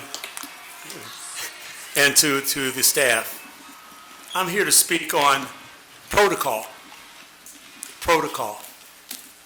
On May 7th, 2024, I was angry, hurt, belittled, uninformed, disappointed, embarrassed, and I felt betrayed. I am here to speak about protocol. The Four Truths Recovery Center, I think, is a necessary thing. I'm not against it. Melrose Rugby Neighborhood Forum is not against it. But when the First Lady of the state of Virginia comes to our neighborhood to open up a center like that, and there's a ribbon cutting, and no neighbors know about it, the neighborhood doesn't know about it, I think that is a violation of what it is you're elected to do. I think we should have known. We could have come and supported Ms. Wright and Four Truth Center. We could have done that. We should have also had the opportunity to speak with you all about it and with them about it. But not knowing about it, I find out about it working in a building where the congressman's aide comes down, has to go to an event. I don't know what it's about. She comes back and she says, oh yeah, they cut a ribbon at the 1102 Stein Avenue. I'm the vice president of Melrose Rugby. Don't know jack about it. Nothing. And First Lady of the state of Virginia is in our neighborhood, and we don't know anything about it. Now, maybe it wasn't, I know it wasn't set up by you, but when you found out, what should have been the first thing you should have done? Our neighborhood services coordinator did not know. I called them first. I called the city first. Spoke with the neighborhood services coordinator next. That's when I sent a letter to the mayor, the vice mayor, and the city manager. I got no response from them. I did get a response from Ms. Maroon Reynolds. I sent another email to the mayor, the vice mayor, and the city manager. Got a response from Vice Mayor Cobb, but I've not received a response from you, Mayor Lee, and I don't mean it as a personal attack. I say protocol should be that if something like this happens, even if we are not in support or even if we are in support, I think the neighborhood should know. And that wasn't done. And I support For Truth. I do. But I think protocol should have been followed here, and if not, I would say common sense protocol. And I don't think it was done. Thank you for your time. I'm not here to make it a personal thing. I'm here to say that I think that there's nothing we can do about it now, but I do believe when the First Lady of the state of Virginia, the Commonwealth of Virginia, comes to my neighborhood, I'd like to know she's coming. Our neighborhood association would like to know she's coming. I think that should have been done. And I appreciate your time. Thank you. Thank you.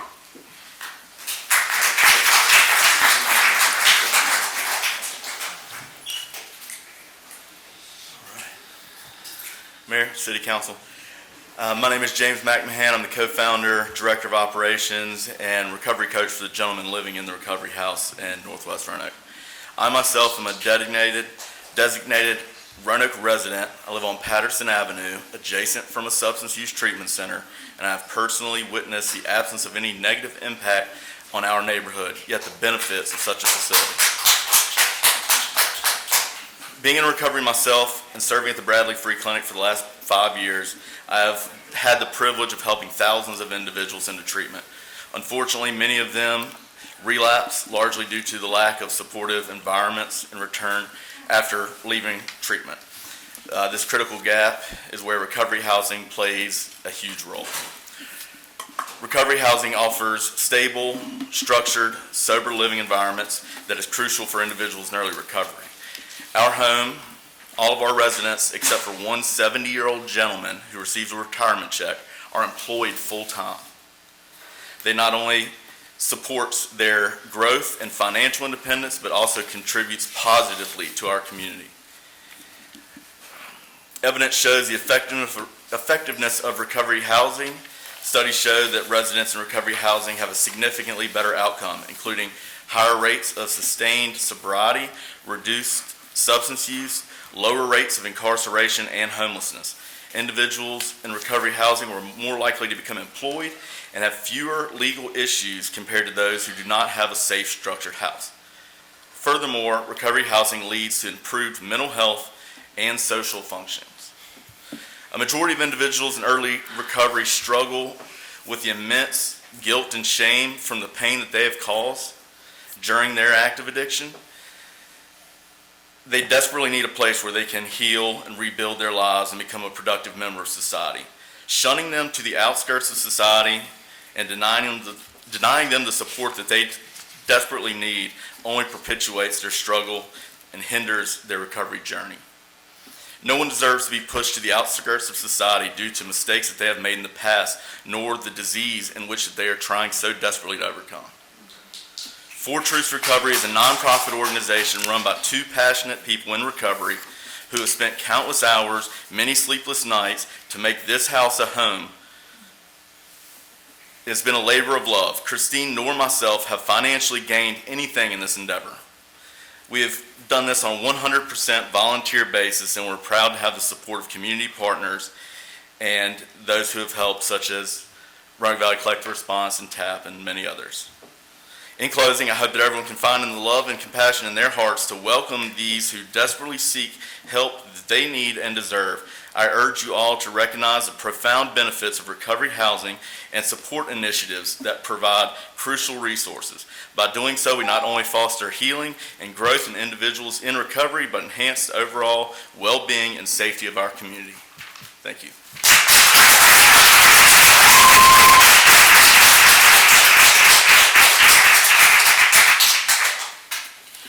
Jennifer Truskowski and John McLean. They must be gone. Okay. They're not here. Okay. Alton Atkin and Mary Frazier.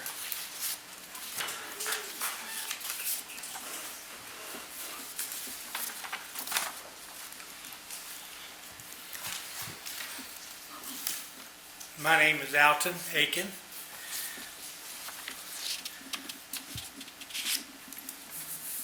Y'all heard about the judgment of God. There's some of you are not helping this city. I'm going to start. I think I got one of the last rebate checks from the Treasury office.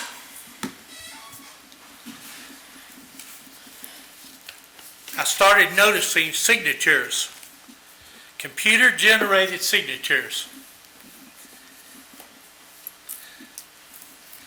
These computer-generated signatures need to have the name of the person that's signing it, and they need to be dated. I got the last rebate check. The Director of Finance was Brent Robertson, but you can't read that on the rebate check. It W. Brake Roberts. That's what it says. There's something wrong here. There's no accountability. There's no transparency what's going on with our taxes, with our money.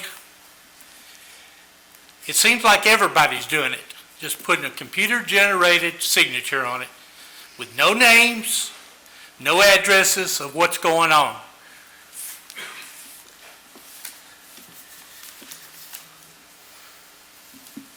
I remember in 2022, the city manager office closed its doors in 2020. The lawyers were taking care of the phone calls. This is true. I never got to talk to the city manager or set up an appointment or nothing. I had to talk through lawyers. The phone calls that go to the city, most are not replied back to. Nobody answers the phone. The ones you leave messages, you don't get phone calls back. I think the tax assessment office is still closed. The paperwork right here has some signature, Casey Bratt or something. Didn't let my,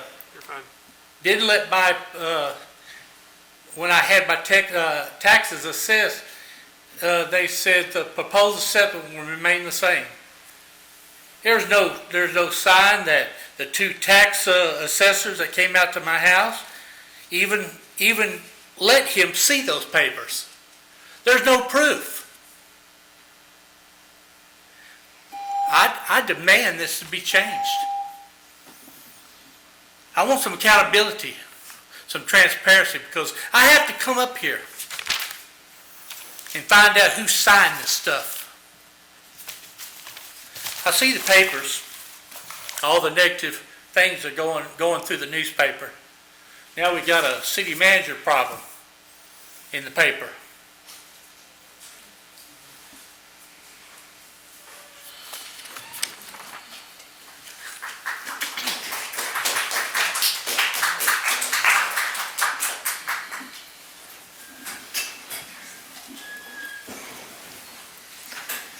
Hello again to the members of Roanoke City Council. I wish each of you well.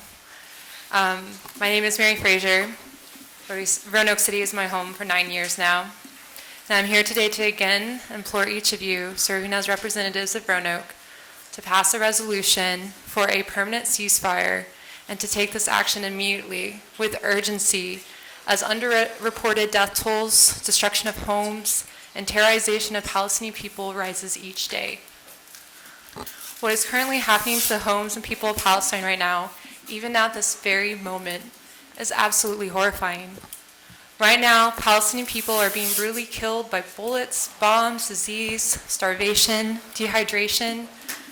Many of our Palestinian neighbors here in Roanoke have parents, siblings, and young nieces and nephews who were forcibly displaced to a safe zone in Rafah, a place in Gaza that is right now being bombed by Israeli forces with the ground invasion beginning. All passages in and out of Gaza have been taken over by Israeli military forces, and Palestinian families have no place to go.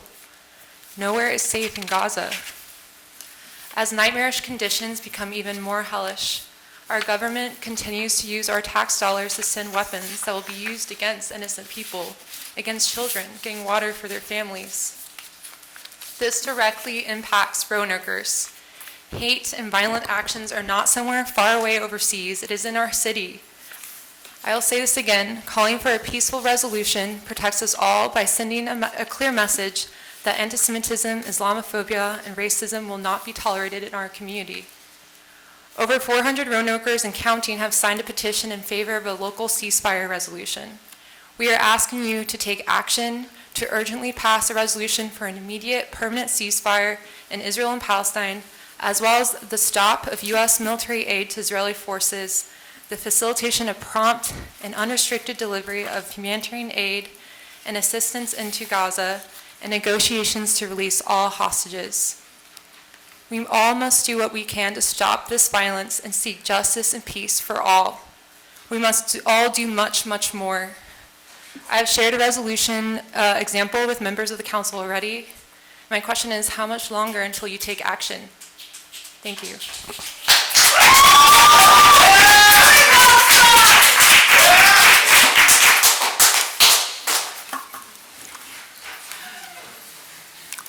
Rafiq McNamara and Tiffany Sandifer.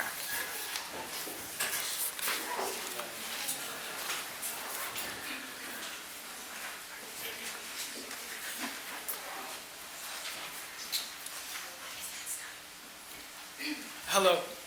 I've lived in Roanoke for 8.5 years. When I first moved here, the then mayor proposed sending Muslims to an internment camp. I felt I had made a mistake. I was heartened when I found out that there was a state delegate, Sam Rasool, a Muslim Palestinian. And then I found a community that doesn't embrace xenophobia and ignorance, and felt that this was a place my wife and I could call home. Since the start of the genocide in Gaza, my wife has lost her brother in the first week, and then 60 members of her extended family, including her beloved uncle and every woman and child in his family, in a strike in Rafah after they fled there for safety. She had to watch live TV to see who was alive as they pulled them out of the rubble because Israel cut off the telecommunications. After that, I started to call local and national representatives for a ceasefire. Every time, it hurt having to plead to another human to have the bare moral decency to say that mass slaughter of civilians is bad. But more striking and painful, they never reached out to us to talk and understand or show sympathy.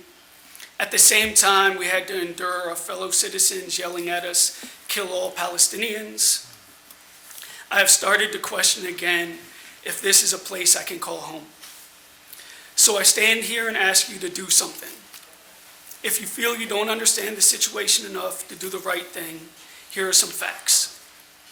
At least 100,000 Palestinians have been murdered or injured, with most experts calling the actual number, experts thinking the actual number might be many times more. And about 70% of those murdered are women and children. And the consequences of the attack on the healthcare system and mass starvation leading to possibly as many deaths from disease and starvation in the coming months. The United Nations Special Rapporteur on Palestine said that there are reasonable grounds to believe that the threshold indicating Israel's commission of genocide have been met. Human Rights Watch, Israel is using starvation as a weapon of war. The whole population, 2.2 million, are in a man-made famine. 70% are in catastrophic famine, the highest level of the UN scale of famine, and has death of starvation as a consequence. 193 UN workers have been murdered, the highest rate in any conflict. 214 healthcare workers have been murdered, the highest in any conflict. 105 reporters have been murdered, the highest in any conflict. It's been 8 months, and all of those statistics are worse than any conflict. Any of these statistics should shock your conscience. There are many more. You don't have the excuse of ignorance anymore. Please do the right thing. It is urgent that you immediately pass the resolution for a permanent ceasefire. Thank you.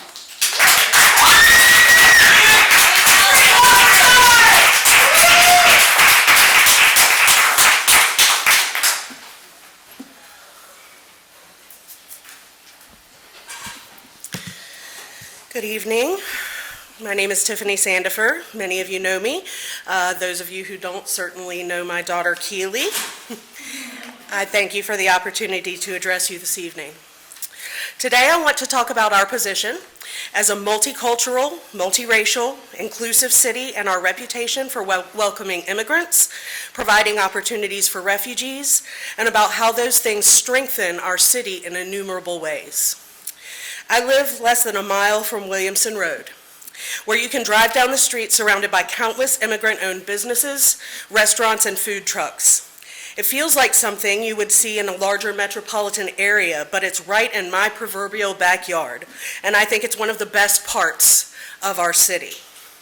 We experience festivals every year celebrating our international multiculturalism, most recently the Local Colors Festival, which was fantastic. These events build strong networks within our community. And I'm blessed to have friends and chosen family from all cultures and faiths, and that blessing was made possible by Roanoke's welcoming nature. It is a point of pride for me to say that my city has so many communities living side by side in harmony. It is because of this history and this city culture that I come to ask the City Council to adopt a resolution demanding an immediate and permanent ceasefire in Gaza, an end to the illegal occupation of Palestine and the apartheid state that exists there, the dissolution of the Virginia Israeli Advisory Board, and city divestment from Israel and its supporting entities. Let's join other cities in Virginia like Harrisonburg and Charlottesville who have already stood on the right side of history against genocide, against apartheid, and against military occupation. You have heard from people tonight whose lives have been personally touched by the violence there. I cannot hear those stories without my heart absolutely breaking and being called to action to do everything in my limited power to stop this senseless slaughter. Please let your hearts hear these stories and vote in support of a resolution. Roanokers from all the cultures and countries around the world deserve to know that their city will not stand for genocide, no matter who is perpetrating it anywhere in the world. Thank you for your time. Free Palestine.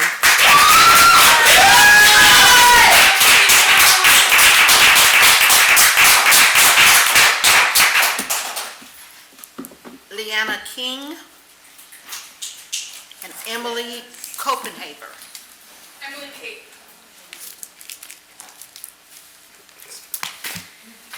Hi there, my name is Liana King. I want to start by saying I'm a Roanoke City resident and I'm a Jewish activist. And I say that last part because I feel like my identity as a Jewish person often gets weaponized in the argument or in the conversation around Israel. So let me set the record straight before I dive in, not in my name. You may have heard this before, but let me tell you again. There are currently 2 cities in Virginia that have passed a ceasefire resolution, Charlottesville and Harrisonburg, With Virginia being the only state with an Israel Advisory Board in a region with the largest war manufacturers in the world, I believe it is our responsibility as Roanokers to speak up. Even beyond the legislative impact, it would be a butterfly effect for the hope and safety of our local Palestinian families. How you react to and eventually vote on a ceasefire resolution will be received and felt by local Palestinians. They see your reactions loud and clear. For instance, I attended a demonstration at the St. Patrick's Day Parade to show the solidarity of the Irish and Palestinian people. I vividly remember Luke Priddy scowling at us as we chanted ceasefire now. But then you were quoted in the Roanoke Times and wanted us to feel heard at the council meeting 2 weeks ago. We see you, Luke Priddy. And Ms. Sanchez-Jones, you chanted out with us with a raised fist, blaring for a ceasefire, but haven't shared whether or not you will vote for a ceasefire resolution. We see you too. And Joe Cobb, while you have been the most responsive to our calls and have engaged at an anti-genocide event a few weeks ago, you have not yet clearly affirmed your commitment to passing a ceasefire resolution. We do see you. The rest of the council members have each failed to show the support or take meaningful action towards a ceasefire resolution or even towards the hope and safety of our local Palestinian families. We see you all loud and clear. A small handful of people have repeatedly harassed me and others while we were in downtown Roanoke using our First Amendment rights to call for a ceasefire. I was honestly relieved to hear that at this council meeting earlier today. One of these people that have been harassing us said that the most unsafe she has ever felt was at one of our protests because we changed the vibes of the farmers market. I say this because I truly hope that is the limit of unsafe that we ever feel in our lives. What a sigh of privileged relief that would be. Am I right? Unfortunately, that's not the case for Palestinians here or abroad.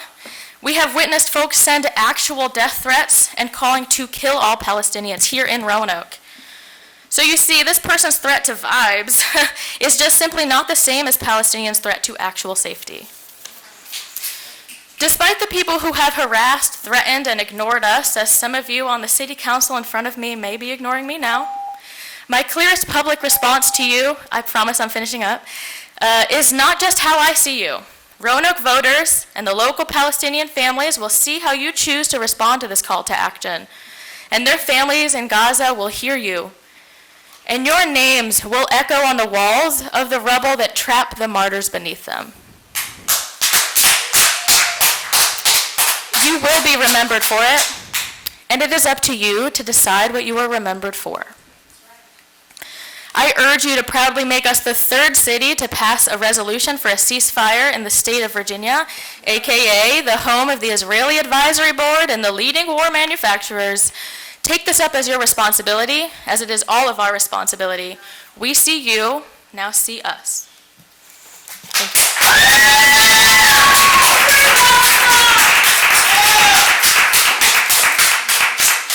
I purposely only printed two, so you all are going to have to get cozy and share. Hi, my name is Emily Kate Copenhaver. I know some people call me Emily, but I do go by Emily Kate, as Ms. White Boyd has been notable of in the past. So I guess I'll start now. I don't know how the time works. I was recently kind of looking at what it means to take an oath of office as a city council member in Roanoke. And I was watching a video of a certain city council member, and they were talking about the pillars of character. And I think those pillars, well, I looked them up because my first grade knowledge kind of failed me there. So Google came in handy. Trustworthiness, respect, responsibility, fairness, caring, and citizenship. I remember, I don't want to tell tales, but I think I won a Good Citizen Award as an elementary schooler. I didn't know what that meant. But today I looked it up, and from Webster's says the quality of an individual's response to membership in a community. So I love how it's not calling for a response, but it's calling for the quality of that response. And then in Britannica, which I am totally recognizing the irony here in calling out Britain, but they say citizenship implies the status of freedom with accompanying responsibility.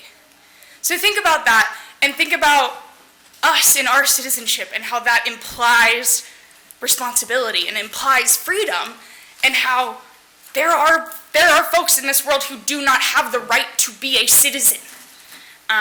And so I think something that I saw in my work on campaigns is that in the campaign that I did run, I do want to talk about some of the wins that I think are the massive, massive wins. In Peters Creek, we won 230 to 43. In Summit Hills, we won 133 to 30.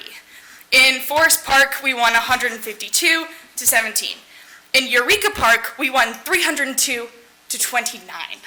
In Lincoln Terrace, we won 132 to 20. That's what it looks like to show up for your community.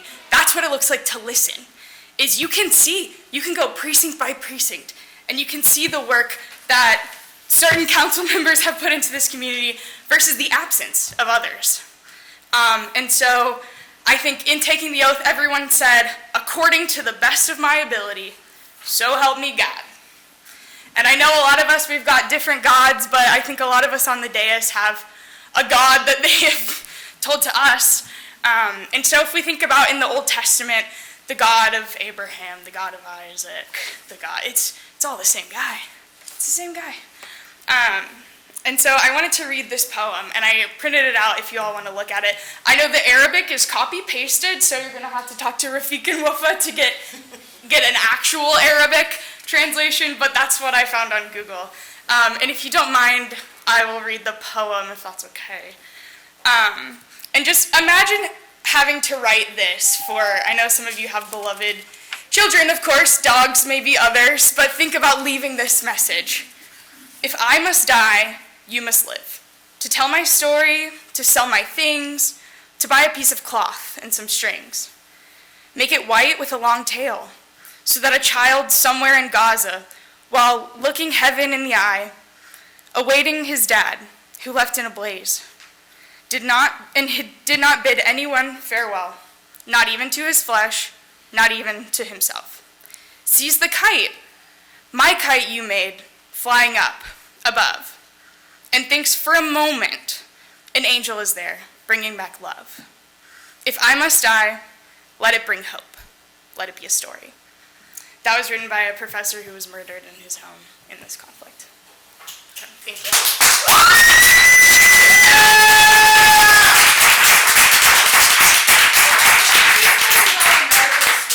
I just wanted y'all to have a copy of it. Thank you. Okay, the next speaker is Deborah Carter.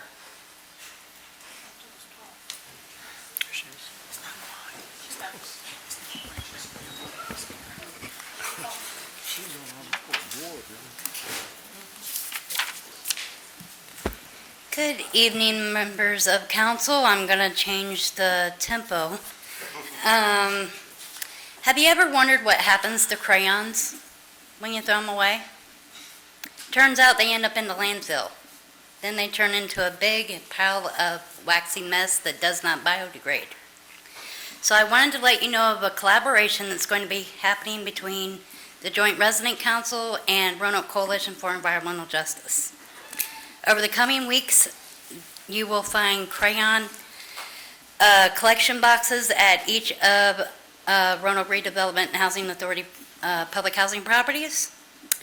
The collected broken crayons will then be sorted and mailed to the Crayon Initiative, where they will be melted down and remanufactured and sent to children's hospitals across the U.S.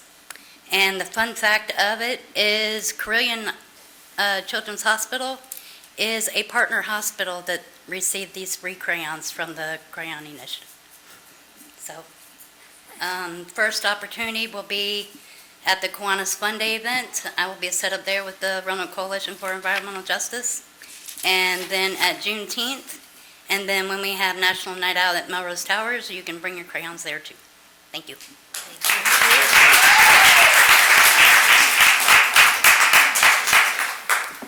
And our last speaker is Vincent Pennell.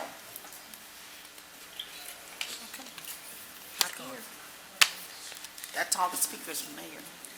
Okay, I think that person is, I was down there speaking for my art talk, and I didn't have a chance to sign up. Would it be okay for me to say just something briefly? all right. My friends. I'll give you 3 minutes. Thank you. My name is Marissa Yee. I know you all personally. I know your hearts for servitude, community, equality, and allyship. I see you show up for each other's communities. Trish and Vivian, y'all showed up for our Roanoke Diversity Center Gala.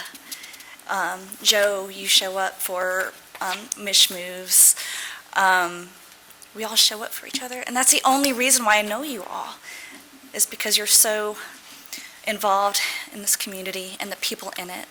And the people here, they need you right now. And their families and friends are dying, literally being bombed to death. Babies in hospitals, they're being starved. Please sign this resolution for a ceasefire now. I love you all, you know I do.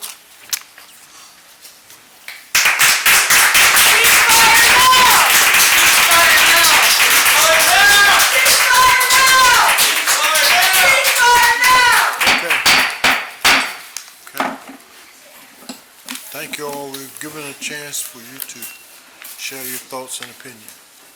Thank you.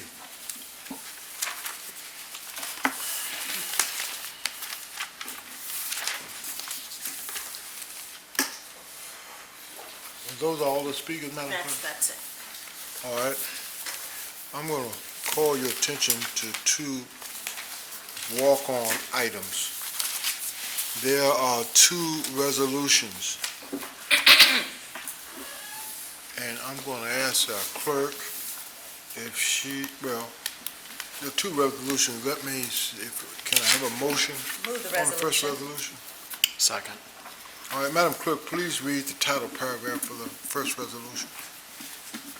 All right, the first resolution, a resolution accepting the resignation of Robert S. Cowell Jr.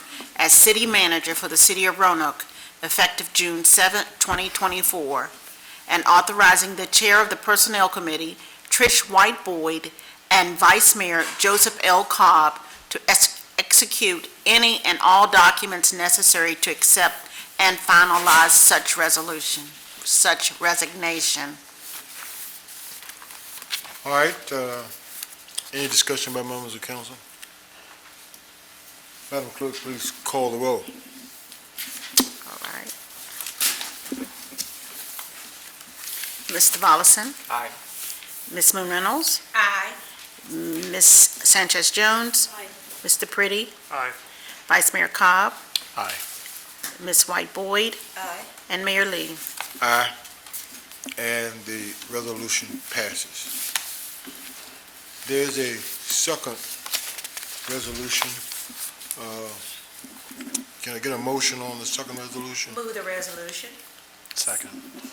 All right, Madam Clerk, please read the title paragraph. A resolution electing and appointing Mayor Sherman P. Lee Sr. to serve as acting city manager for the city of Roanoke until such time as council may appoint another interim city manager, so that city council is able to elect and appoint a permanent city manager, and ratifying the terms and conditions of Mr. Lee's temporary appointment. All right, are there any discussion by members of council? Hearing none, Madam Clerk, please call the roll. Mr. Volleson? Aye. Ms. Moon Reynolds? Aye. Ms. Sanchez Jones? Mr. Pretty? Aye. Vice Mayor Cobb? Aye. Ms. White Boyd? Aye. And Mayor Lee? Aye. And the resolution passes. All right, there being no further business set forth to come before the council, this council meeting is adjourned.